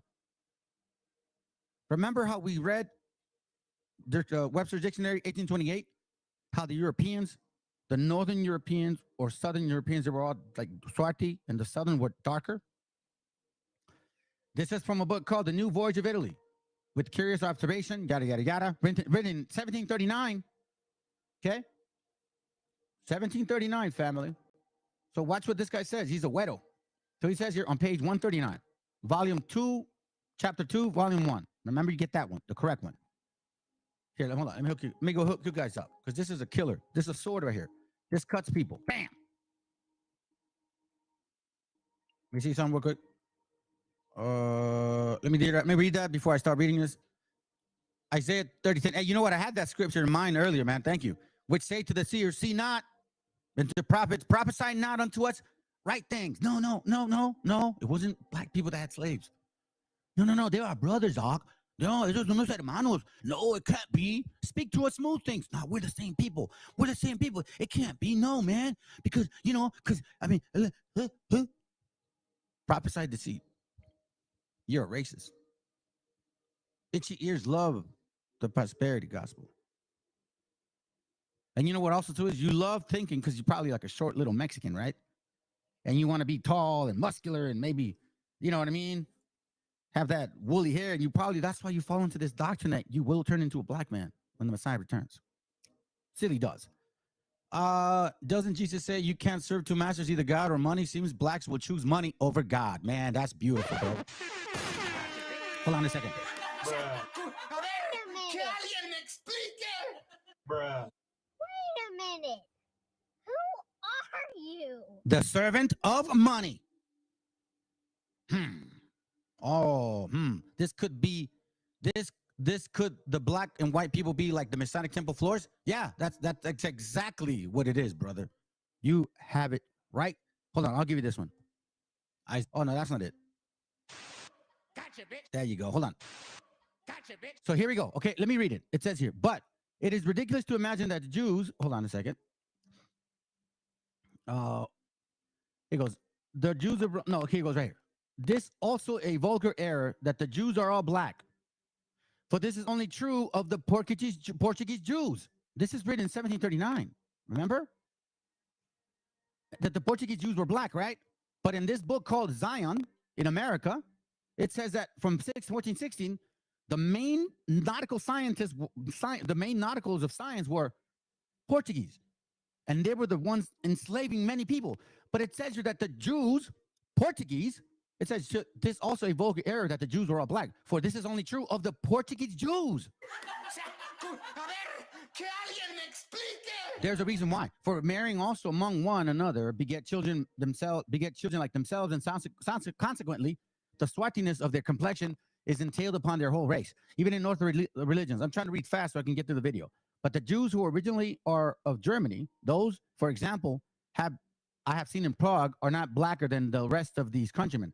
Now, black people are like, you see, we're the real Jews. No, let's continue. Though nobody can doubt that those of Jewish nation are destitute, meaning you have zero proof. They're destitute of all authentic tradition. And that, as being Jews, they have not any particular knowledge either of the laws or customs of their ancestors or even of Hebrew language. So even though he admits that the Jews are not all black and the main ones of Portugal were black, but yet the Portuguese were the nautical men. That's why we see a book who the Jewish wrote and shows that Christopher Columbus or what's him, Sardo, whatever his name is, was Swarthy. Things that make you go home. I have, however, been willing to take care of this to satisfy, asking several rabbis. He just goes on and saying, like, he's asking them to pronounce certain words in Hebrew, and they're like all sounding so ridiculously different. It says, having not to forget the diverse doubtful things that are marked in the grammar or which are results of the different opinions of grammaring. The answer I have then to make you in few words about this affair is that these Jews have furnished me with nothing that one can draw any use from. And indeed, what could they say to Christians, meaning white folks, that the Christians do not already know as well as they? Have they any secret sauce or immediate revelation? Who are those people that pretend to teach each other? On the contrary, mon frere, they are they are of a poor sort creatures, so filled with false notions, so conceited of their monstrous ideas, that I would never advise young people to have any commerce with them for the fear of receiving from them some ridiculous prejudice. Gotcha. No, folks. What you got, bro? Interesting. Those checker floors are portal squares. Both black and white are required to create and open them. That's pretty deep stuff right there, bro. And as you can see, we keep finding now that historically it wasn't güeros that were initially enslaving negros. That it was actually Swati, dark people, enslaving dark people. And then when they came here, they enslaved us as well. White and black, Jews and Moors, white and black, Ashkenazi, Sephardics, British, Muslims, you name it. You cannot get around these facts. This is all a chess game. Y'all need to learn how to play this game. And you learn it by keeping the laws of God. That's simple. Things. What are they doing with all this power besides hoarding it for themselves? Y'all tell me. Spiritual babies on milk, beloveds. I've said too much without saying enough, beloveds. But may those who have ears hear. The Freemasons, there's also the female side, which a lot of people don't talk about, the Eastern Star, which I won't even get too deep into now.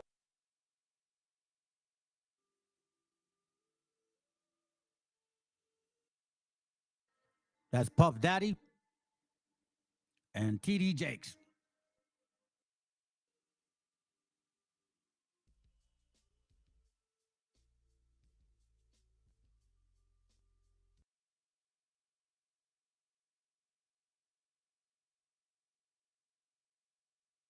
Well. What do we have here? Ya le vieron a esta cara, este pinche. Hey, discúlpame, solo me, my brother. You know, you're my older brother, man, and I don't like cussing around you, bro. Pero ya le viste la cara a ese pinche pendejo, güey. Curumeo, what do we got here, my brother of another color? What incentive do you got to teach what you teach? You got a black shirt with yellow, red, and green, and you're not from over there, unless you are. Huh. This is getting deeper. The Prince Hall. Hey, Yaki too. It's funny.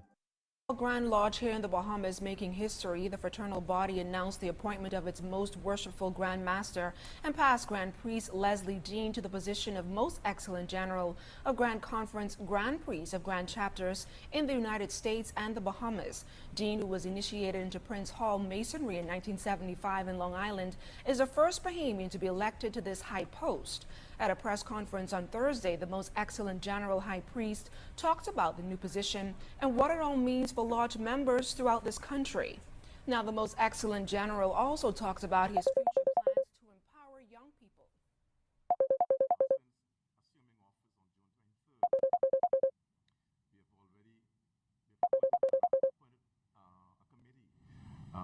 Whose responsibility it will be to bring the youth together, and that is called, on that grouping, we are targeting the youth, the young men, and eventually also we will have an alternative group for the young ladies.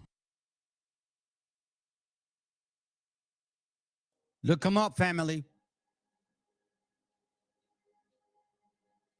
It's all good. All will reveal, man. The story goes, Robert Smalls rescued slaves on board ships. This heroic act allowed slaves to join the Union Army. Small was a member of Freemasons.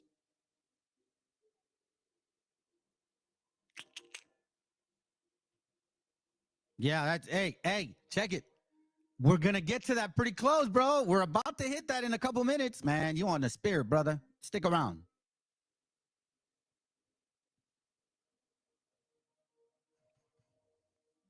And by the way, I wanna thank this young man from, it's called Thoughts in Camera Action. I don't take absolutely no credit out of him. You did the work, mister, and I want to show you people what you've done. Obviously, you know, these guys moved differently. We don't do this. But as you can see, a lot of these guys are like, I always said, if you focus on race, you are lost in the sauce. Rather, you should know them by their fruits. Good point. We're not safe nowhere. Stay vigilant, my people. Great job on bringing this out to our attention. I've been doing that for a whole year. This was great breakdown. I have been preparing to set fraternal. Okay, cool. But our Father chose the foolish things of the world, shame with the wise. He chose the weak thing. See, even though you provide proof, because you guys are forgetting that these people that claim to be the people of the Bible use Deuteronomy 28 to slap around the white man as a piñata. And you said it was only white people that did this. It was only white people that enslaved. It was only white people that have had power since the beginning. But see, we know that you haven't. But yet you so-called African Americans of the Americas, because you guys are the ones that are really confused. And a couple scattered about. You still think you fit the curses. Let's continue.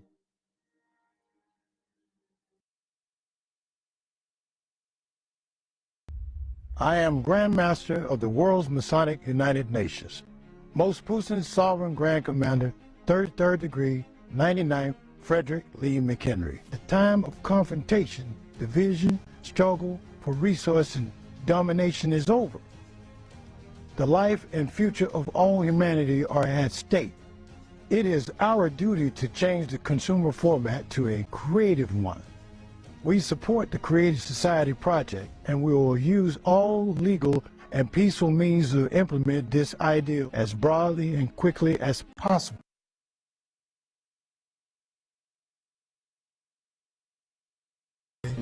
Our global movement, and not religion. Our global movement. When you ask IOIC or any of these cams, they say it's not a religion, Ak. As long as they keep you guys in that stupid chart and have you in doubt, they'll have you in submission. As long as they say you are not the leaders, Northern Kingdom are not good leaders, you're not good men, the best men are Judah, that's what they say, and the best women are Judites, that's what they show, you will always be in doubt. So forget religion. It's manipulation, oppression of the mind. Break up that fallow ground. It's time to rain righteousness. Break up that fallow ground, man. Break them claws out of your heads. Let's go. It's about helping those that cannot help themselves. We love you, appreciate you, oh King Yahweh.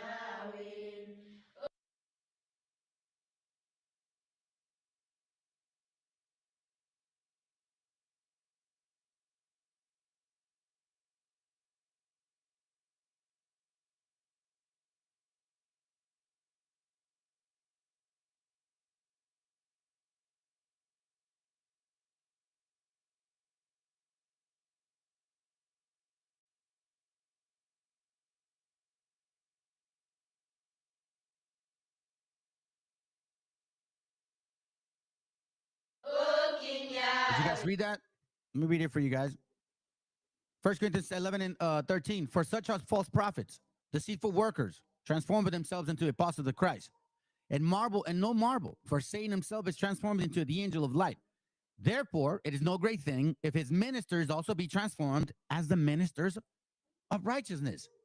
You got to keep the laws of God, Hawk. Equal but separate, though. We love you for what you have done for us to know you, King.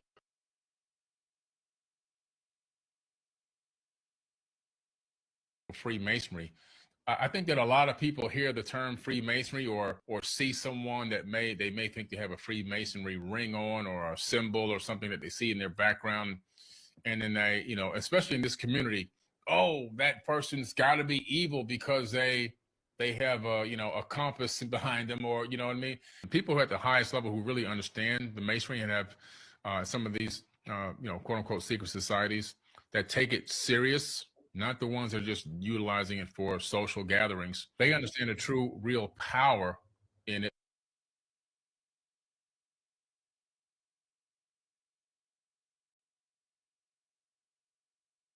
Different, not an organization. What I tell you, bro? Purple and gold, purple and gold. How beautiful is the purple and gold. Psych. Let's go. Bent on gathering blacks and Latinos back to their true nationality. since the time of colonialism and slavery. We've been, okay, if you're not an organization, bent on gathering blacks and Latinos back to their true nationality.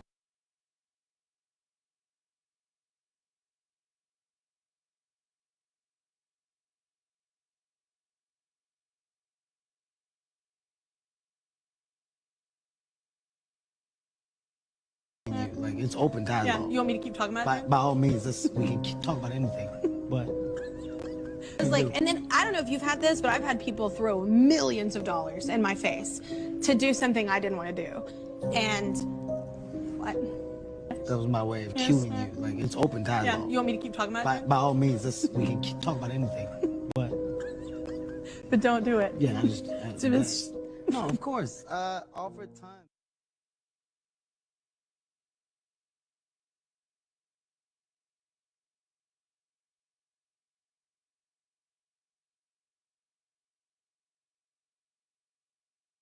The world is truly a stage. Well, we're in 5 countries. See what I'm telling you, family? Isn't he a Pan-Africanist? Didn't he go around calling you Mexicans wetbags? No, actually, I think a so-called Puerto Rican a wetbag. I'll show you this real quick. I know why. He's telling you in your face.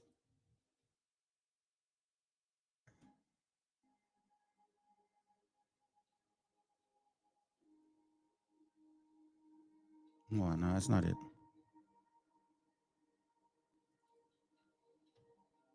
I'm going to the Renaissance. No, that's not it.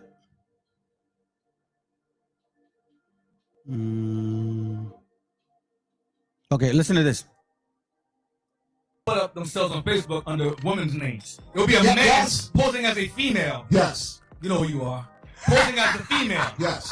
The Conquistador doing that too. Posing as a female on Facebook and saying, yeah, I am IOIC, putting up incriminating pictures of us. Right. I am this, I am that. You think you slick? You know Okay. All of a sudden, these memes come up where everybody picture and stuff typed on it. You started that. We know who you are. You edited video to lie on me. That trend started by you.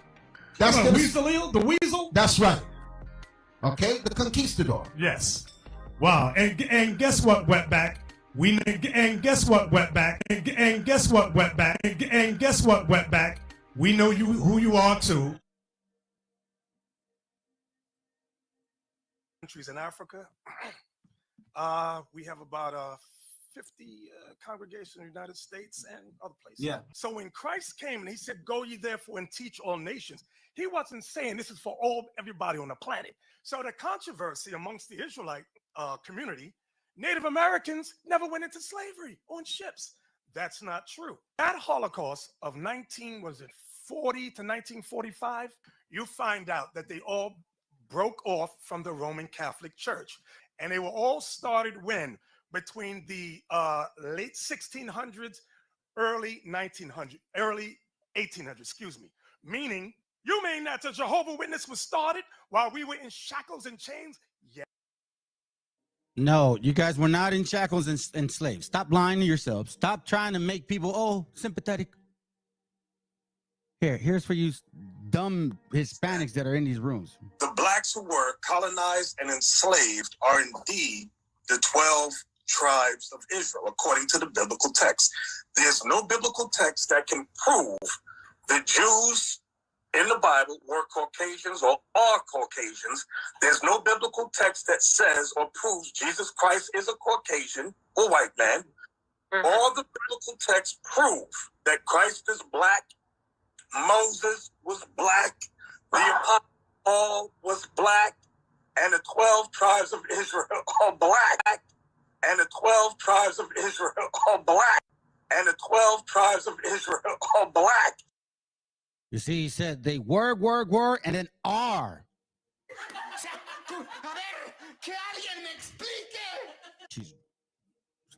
Raza mensa, cabrón. Yes. I was in Ghana, Sierra Leone, Nigeria, and especially Ghana. You might not worship white Jesus. Millions upon millions of our people to this day do. Yeah. Our goal is to undo that witchcraft of spells that they're under. The world is truly a stage. Praise Yahweh. See, if I had come through man, then I could have only been raised 33 degrees.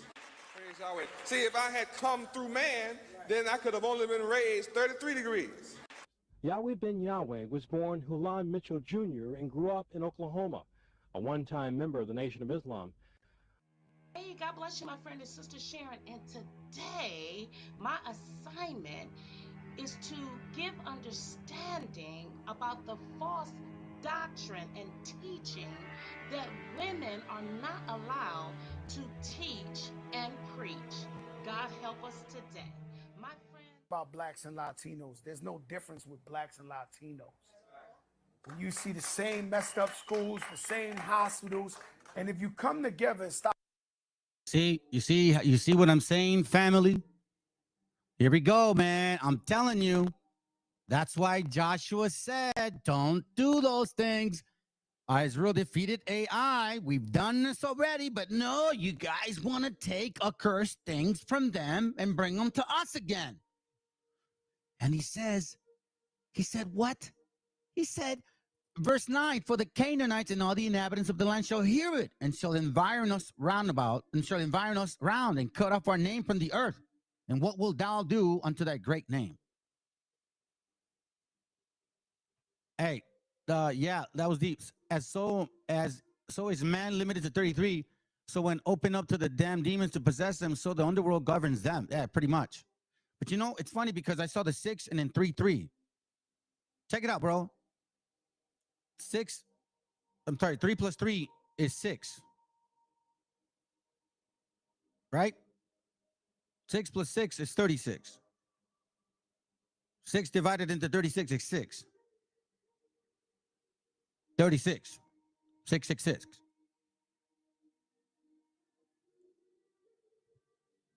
Yeah, man, he's a snake, bro. Let me see this real quick. I'm gonna go to the top. BHI color versus debunked by spiritual context truth. That's for sure, bro. They say the Bible is the black man's history book, but yet it was written. It was a white man that gave them the Bible. True that. Nate, the snake is wrong. Is wrong. The Holy Family is not all. It's not black. Yeah, man. See, there goes the tetragrammaton that comes from the modern Hebrew and Masoretic text. I read yours, Meshi. Leviticus 18:3. After the doings of the land of Egypt, where ye dwelt, you shall not do. And after the doings of land of Canaan, whither I bring you, you shall not do, neither shall ye walk in. That's why Jeremiah, great scripture, bro. Jeremiah says this: hear the word of the Lord, which the Lord spake unto you, O house of Israel. They said and thus say the Lord, learn not the way of the heathen. Be not dismayed at the signs of heaven, for the heavens are not dismayed at them. Like Meshi, you were saying, it seems hopeless, right? You see all of these right here, and every single one of you so-called Hispanics, what you're saying is that you're gonna be reborn again and look like that guy, or that guy, or this guy. Let's go. Stop separating the two, you will see that the power in numbers will get us exactly what we need in the hood. Don't fight your brothers and your sisters. We won.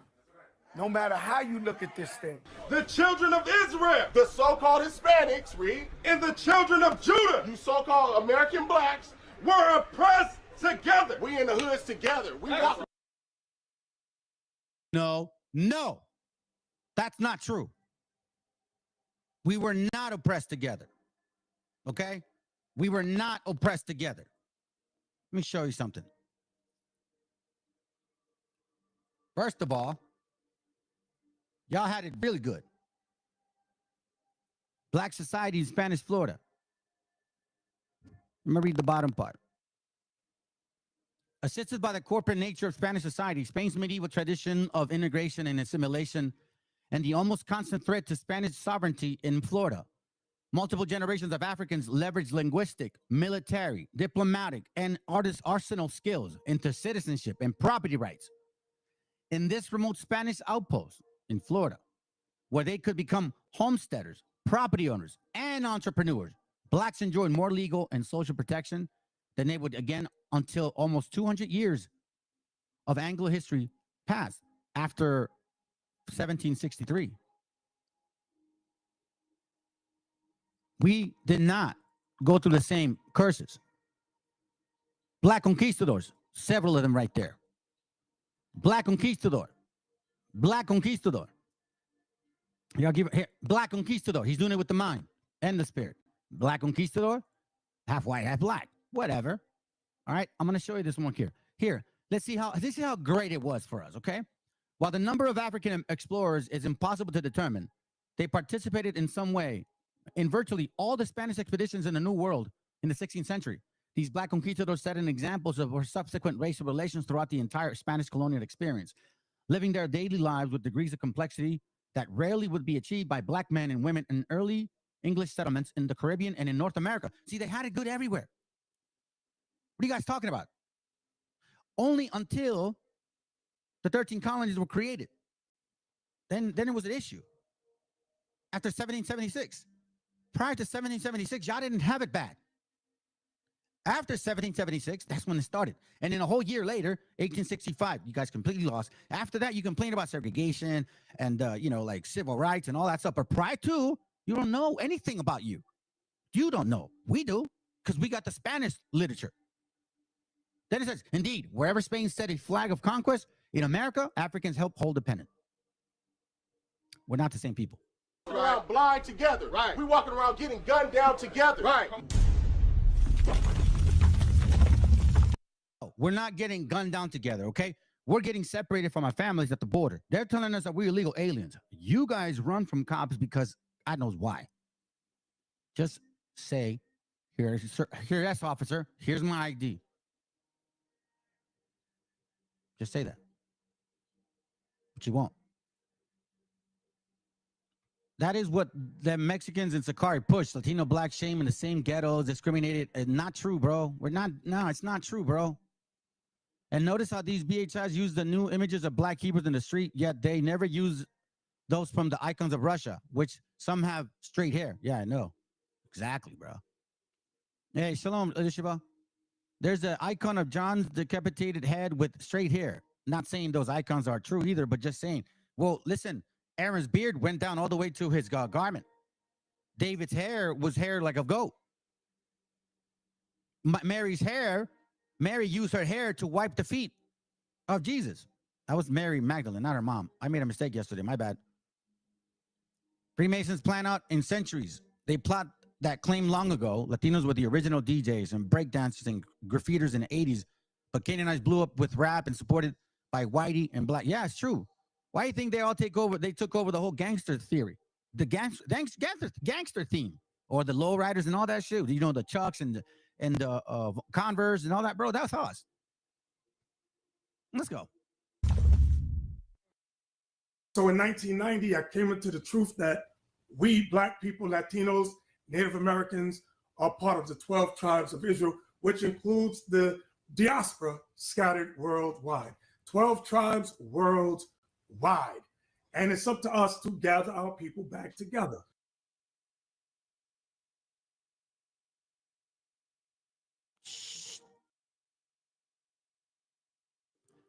Hey, look at that, Elisheva. You're familiar with these guys. Check that out.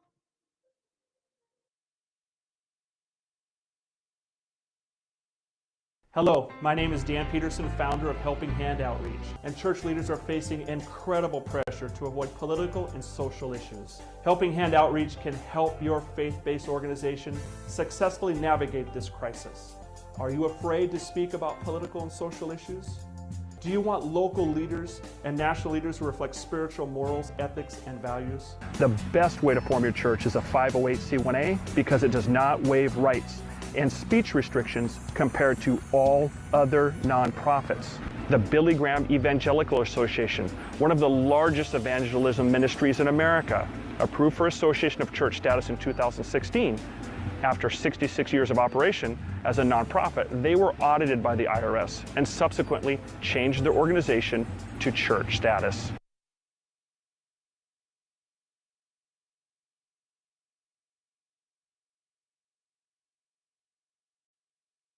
What a coincidence, huh? Africans sold us into slavery, a very convenient argument being promoted more and more by people who seem to feel the need to justify their allegiance to Britain in particular and the West in general. But they're not going to tell you that. You know why? Because they're not just stating the facts. This is a political argument, as I've already said, to justify allegiance to Britain and the West, but also to provide a defense for Britain and the West in relation to issues of justice, such as reparations. And that go on. And we just have to know that and act accordingly.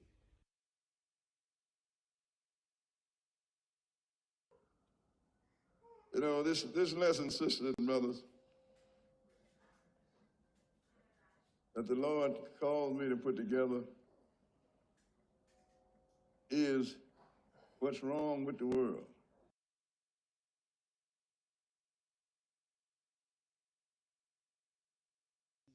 And what thou seest, write it in a book. So Christ tells John, what you see, I want you to write it in a book.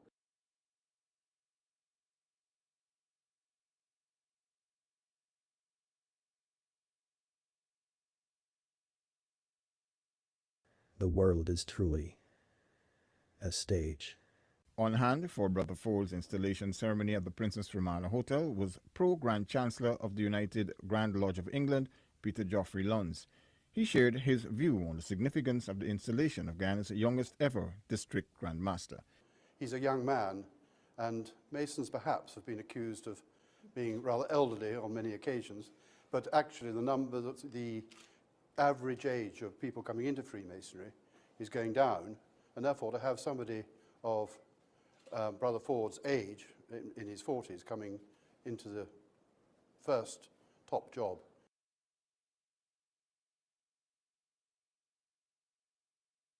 They say we lost a great brother. I say even though he wasn't with the fraternity that long, to dismiss the $550 million civil lawsuit in Nichols' death, which was filed in April by his family and civil rights attorney Benjamin Crump.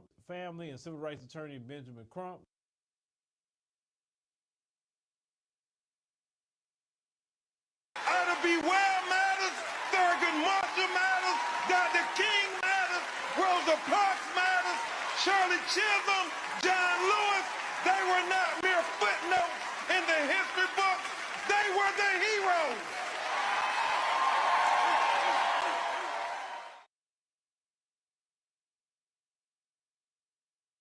And I pray for each of you, God's blessings, God's presence, His anointing, His discernment. Come on, let's give our leadership another hand. We certainly appreciate their being with us. And to hear word from our leadership is also a blessing. Take heed to the words from the pastor today. Have hope. Have hope. In this season of rebirth, may you feel your faith renewed and your heart made anew. The world is truly a stage. I am Benaiah Ben Israel. In this season of rebirth, And I would like to welcome you to the African Israelite Justice Foundation.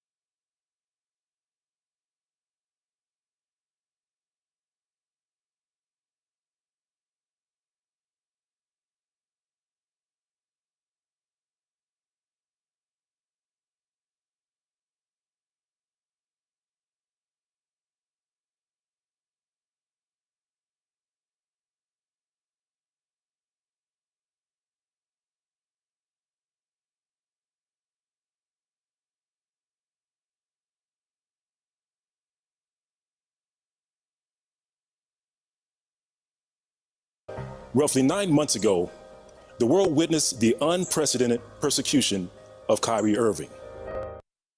What did I tell you, my brothers?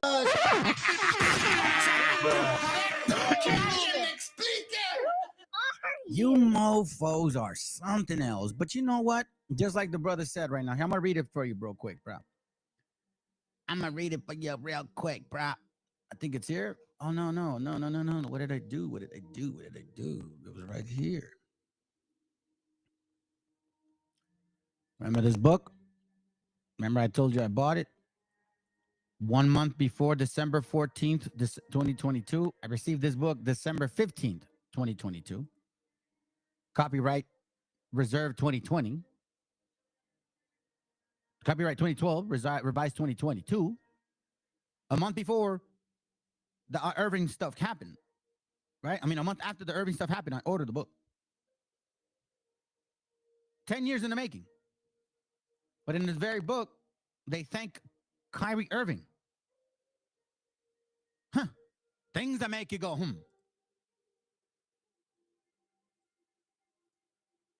For it was then that African Israelites around the world, and in particular here in the States, realized that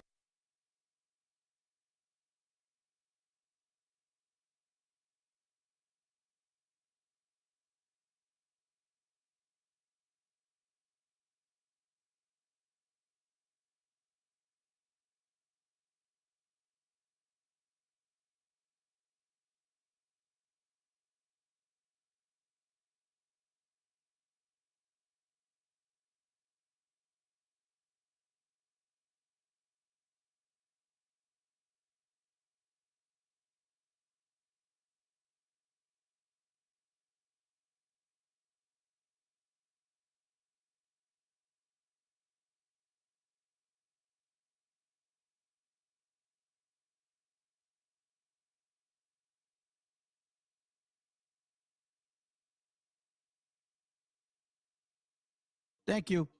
Everything about you guys is a freaking lie, man. Let me read that again. Psalm 64.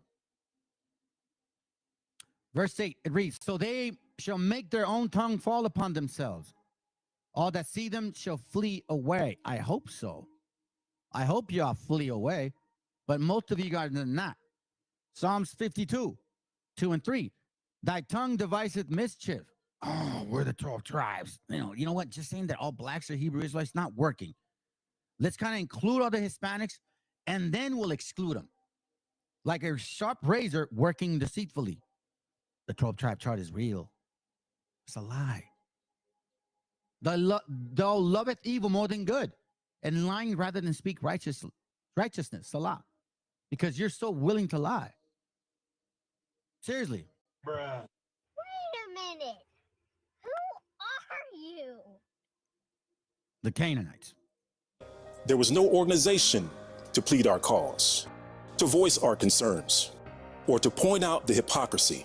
And we wanted to reach out to Bishop Nathaniel because there's been a lot of, conversations about, Now you guys are starting to find out why he went to certain channels, why he went to the first one where that guy was, where is he? This guy here, that guy first, and then this other guy here.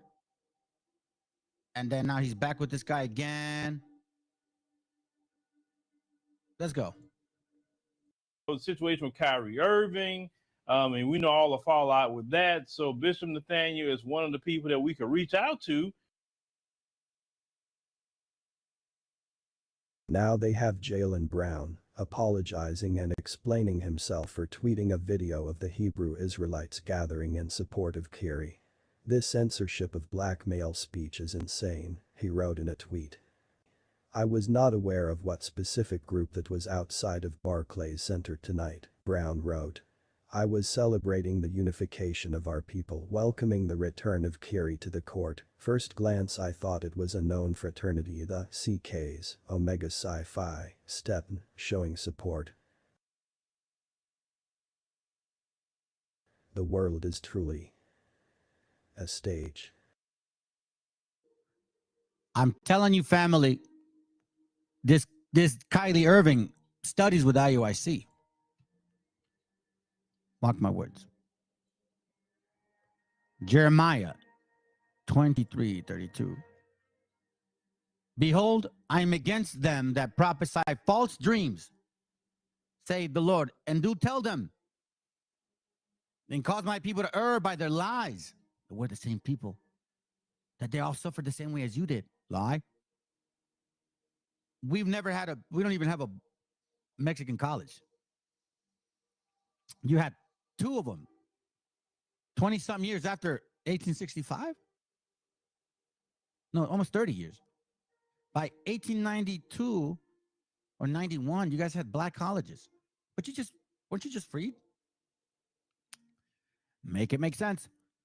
It says here, and by their likeness, yet I sent them not, nor commanded them. Therefore they shall not profit these people at all, saith the Lord. So that reminds me of this particular one, Deuteronomy 18.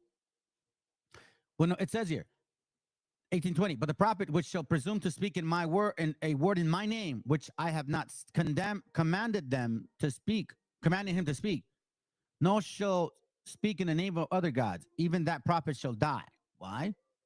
Verse 22, when a prophet speaking in the name of the Lord, if the thing follow not, nor come to pass, that is the thing which the Lord had not spoken. These guys, One West, taught that the end of the world was in 2000. Let's go. We about 30 minutes in. Good. Let's go to number 3 here. When you speak about what white supremacy done to us in history,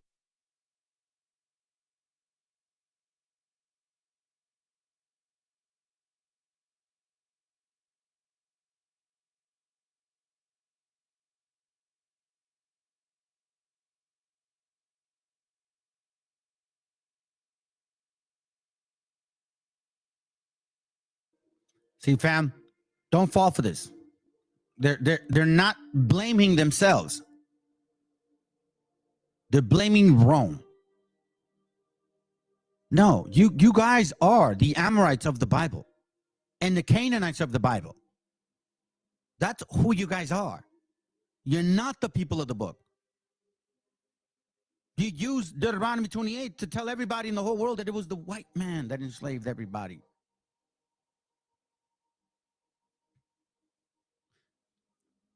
Since white and black folks came here, I'm going to remind you guys something, black folks.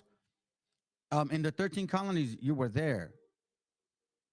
As the land was taken from us, regardless of whether you call yourself slaves of them, you still partook in their action.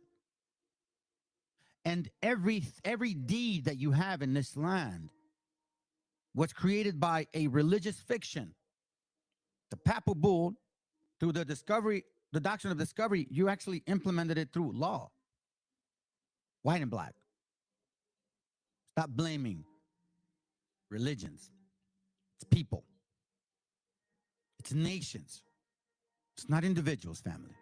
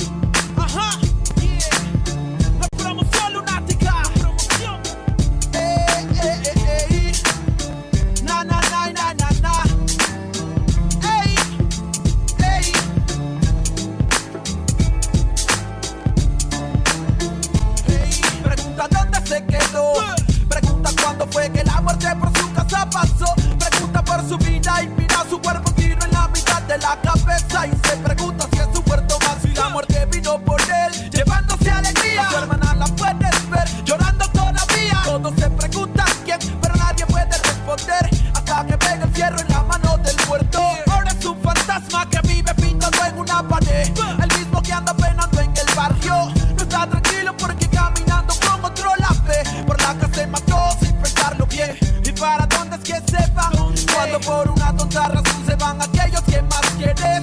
Pregunto para dónde irán. Es uno menos en el barrio y uno más para el recuerdo. De pocos a pocos mi gente se desvanece, pero casi siempre son los que no lo merecen. La muerte de un inocente, lo sabe la gente, pero nadie dice que él se lo llevó.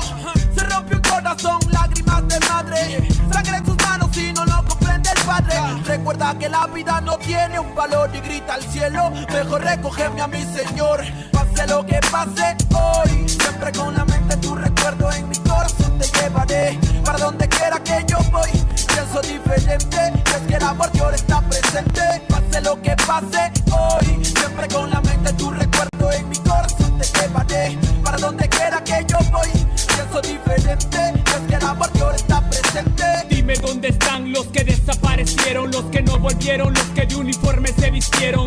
¿Dónde están los que ya no están del soldado Juan, que una bala traspasó su cuerpo con el ruido de una?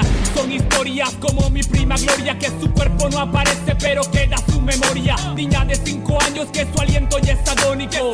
Encuentra el cuerpo pero un hueso está en periódico. La vida es una tumba que la suerte te depara. La muerte está en la mano de aquel hombre que dispara. Padre que espera a su hijo que vive en la urbe, pero al día siguiente lo recogerá en la morgue. Se cuentan horas, días y también los calendarios. Primo, nadie sabe si caerás en cementerios. Como mi amigo Mario que jugaba a ser sicario, hasta mató a su hermano y lo tomó como algo serio. Se cuentan horas, días y también las estadísticas. Para la policía un expediente más en balística. La lista aumenta y también el desenfreno, como aquel niño que golpeado en el hogar se siente ajeno. Le pone freno y toma la decisión, sacando la pistola de su padre en el cajón. Su lápida ahora pinta: hijo mío, te queremos. Si la muerte nos permite, algún día nos veremos. Pase lo que pase hoy, siempre con la mente tu recuerdo en mi corazón te llevaré. Para donde quiera que yo voy, pienso diferente, es que el amor Dios está presente. Pase lo que pase hoy, siempre con la mente tu recuerdo en mi corazón te llevaré. Para donde quiera que yo voy, pienso diferente, es que el amor Dios está presente. ¿Dónde van? ¿Dónde? Dime dónde van las almas que se pierden en el camino de la vida. ¿Dónde van? Dime dónde van. Se detienen pulsos y otros por impulsos para el diván. Penas que se cuentan en la esquina, cuidado con la neblina que la muerte se avecina por la acera. Joven estudiante muere en una balacera. Otro lío de pandillas que en el diario aparecerá. La vida se desaparece como el humo de un cigarro. Locos disparando desde un carro. Otra vida que se pierde bajo el cielo gris. No se puede ser feliz cuando gente muere en un desliz. Como Marco que soñaba con ser narco, viajar en barco y olvidarse de las penas en su cuarto. Pero cada vez que parcha ya se siente harto y su corazón marchito marcha para el infarto. Almas en oferta como Berta, que se acuesta en una cama pero en otra se despierta. Son 14 años y ya perdió la niñez. Se desaparece un viernes y no regresa en 2 o 3. Coleccionando amores sin importancia a los rumores. Malos menores sin temores y sin valores, deambulando en cada city, con el futuro a convertirse en un graffiti. Pase lo que pase hoy, siempre con la mente tu recuerdo en mi corazón te llevaré. Para donde quiera que yo voy, pienso diferente, es que el amor Dios está presente. Pase lo que pase hoy, siempre con la mente tu recuerdo en mi corazón te llevaré. Para donde quiera que yo voy, pienso diferente, es que el amor Dios está presente.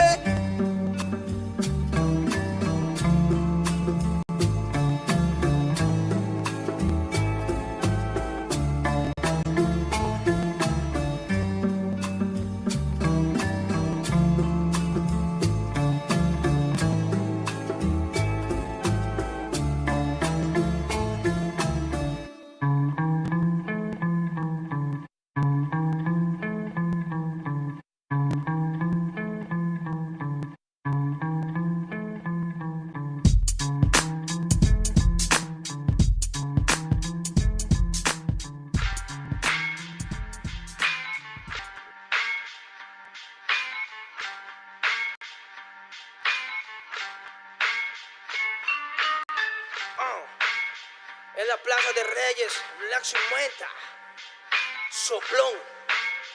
Yeah. ¿Qué vas a saber? ¿Qué vas a saber tú? Oye, chibolito, faltóme.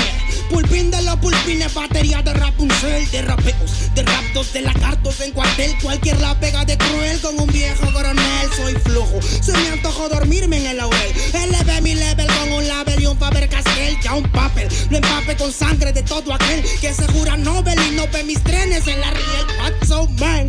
¿Por qué no sacan la tablet? Juro por mis aguas que no te hablo por las powers. Soy chinchado neto, búscame por pico sour y te voy a meter al centro loco como Beckenbauer. Escúchame atento mi bro, que estamos rompiéndole en pro. El negro de Plaza de Reyes como siempre rompe de este micrófono. Que quiere meterle como yo pero no puede meterle taco bron. Si te pensaba que solo era un gallo, déjame decirle que se equivocó. Real motherfucker feeling on the street. Es el Black Sheep, Black Sea Metal de Plaza de Kings. Motherfucker, so bloom.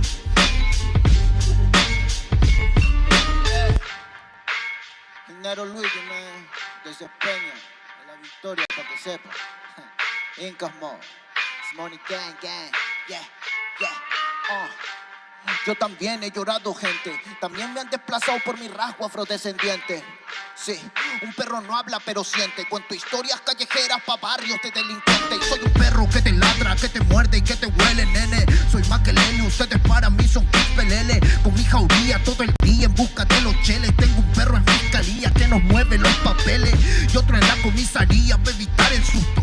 Muchas veces me han llevado por solo como luzco. Perdón, madre mía, si yo le causé un disgusto. Pero en esta vía yo crecí rodeado de perros chuscos. Yo sé que me quieren ganar, yo sé que me quieren tumbar y no pasará porque soy de verdad. Está súper rafina la Dodo Style, metido en latina aprendiendo un style. Yo tengo el style, no mido la raza del perro, yo mido por la lealtad y yo soy leal. La calle te enseña lo que no te enseña la universidad. Salí de ese peña aquí con una seña te tiran para atrás. La calle limeña aquí nadie la tenía, ya nada es igual. Tiene que respetar, tiene que respetar. La calle te enseña lo que no te enseña la universidad. Salí de ese peña aquí con una seña te tiran para atrás. La calle limeña aquí nada le doy, ya nada es igual. Tienes que respetar, si yo soy tu papá, it's Incas Mob, negro, it's Incas Mob, nigga, Nero Luigi, man, Incas Mob, it's Money Gang, gang, gang, Hey, yo, Yango en la maldita casa, Me llaman pa' que les dé al menos una vez al mes. Se metieron al lago y olvidaron que era el Ness. For everybody bless. La fama es una puta, me está llamando a las 3. Dile que llame después de las 16 y 25. Volví de la infancia de Abraham Lincoln. Con fuerza ya inco, luchando para salir del rincón. Letra callejera en CD brinco. Under del under, puede que tu viejo te lo mande. Sale de vez en cuando como el cóndor por los Andes. Mi cuerpo no es de madera como Dandy. Antes que me branden, yo seré el ola que los expande. Aunque esto me pique en la madera, no sirven ni para romper el ticket de un evento afuera. Loco por la carrera, desafían la gravedad. Yo espero tras la barrera y llego con la novedad. Niña, tú solo espera que ya encontré la manera. He visto bastante porque me lograron saltando escalones dentro de la escalera. La vida me puso al depósito, yo soy de púlpito para que el mundo conociéramos. De esta parte mejor intérprete capaz de esta cordillera, sin luz afuera. Que el espectáculo es dentro, la calle es mi templo, tiembla el pavimento, cuando yo me concentro. Mis disparos son temas, la calle un poema, se siente desde cuando entro. Y a toditos estos drogaditos que creen que rapean, los regreso al centro de mi balcón. Yo he visto el clon del clon en la misma gestión, pero a la malla no llega el balón. Y para esta pantalla no existe patrón, yo ya me sé la cuestión y doy fe por cada renglón. Consciente de la operación del final de Mbappé con la edad de bufón. De Yango en la maldita casa, Plaza de Reyes, papá. El Nero Luigi, Black Mental, hip hop peruano. Rasgo en la maldita base. Yao.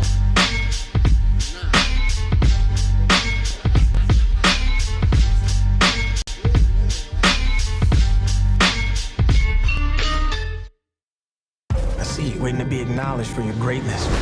Riri Williams. And now I'm gonna build something important, iconic.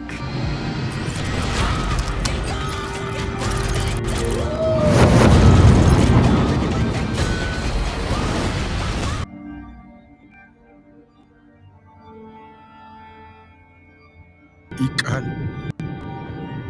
hijo.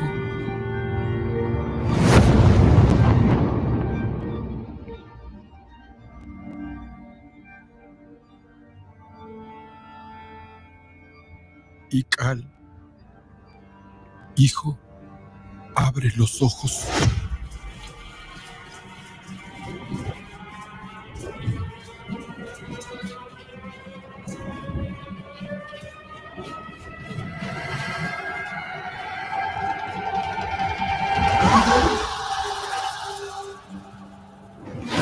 cuerpo se queda con nosotros, pero tu espíritu debe seguir.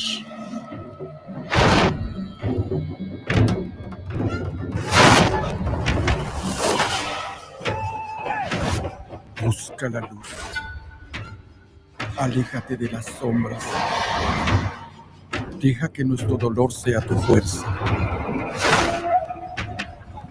Desde aquí iluminamos tu camino.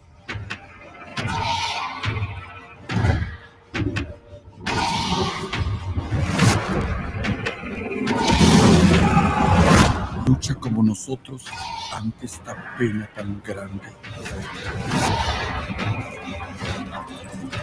Yo soy tú. Tú eres yo.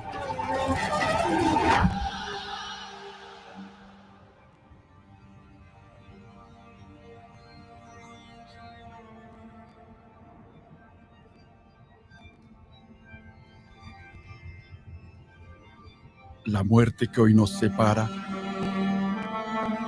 mañana volverá a unirnos. Eres libre, hijo.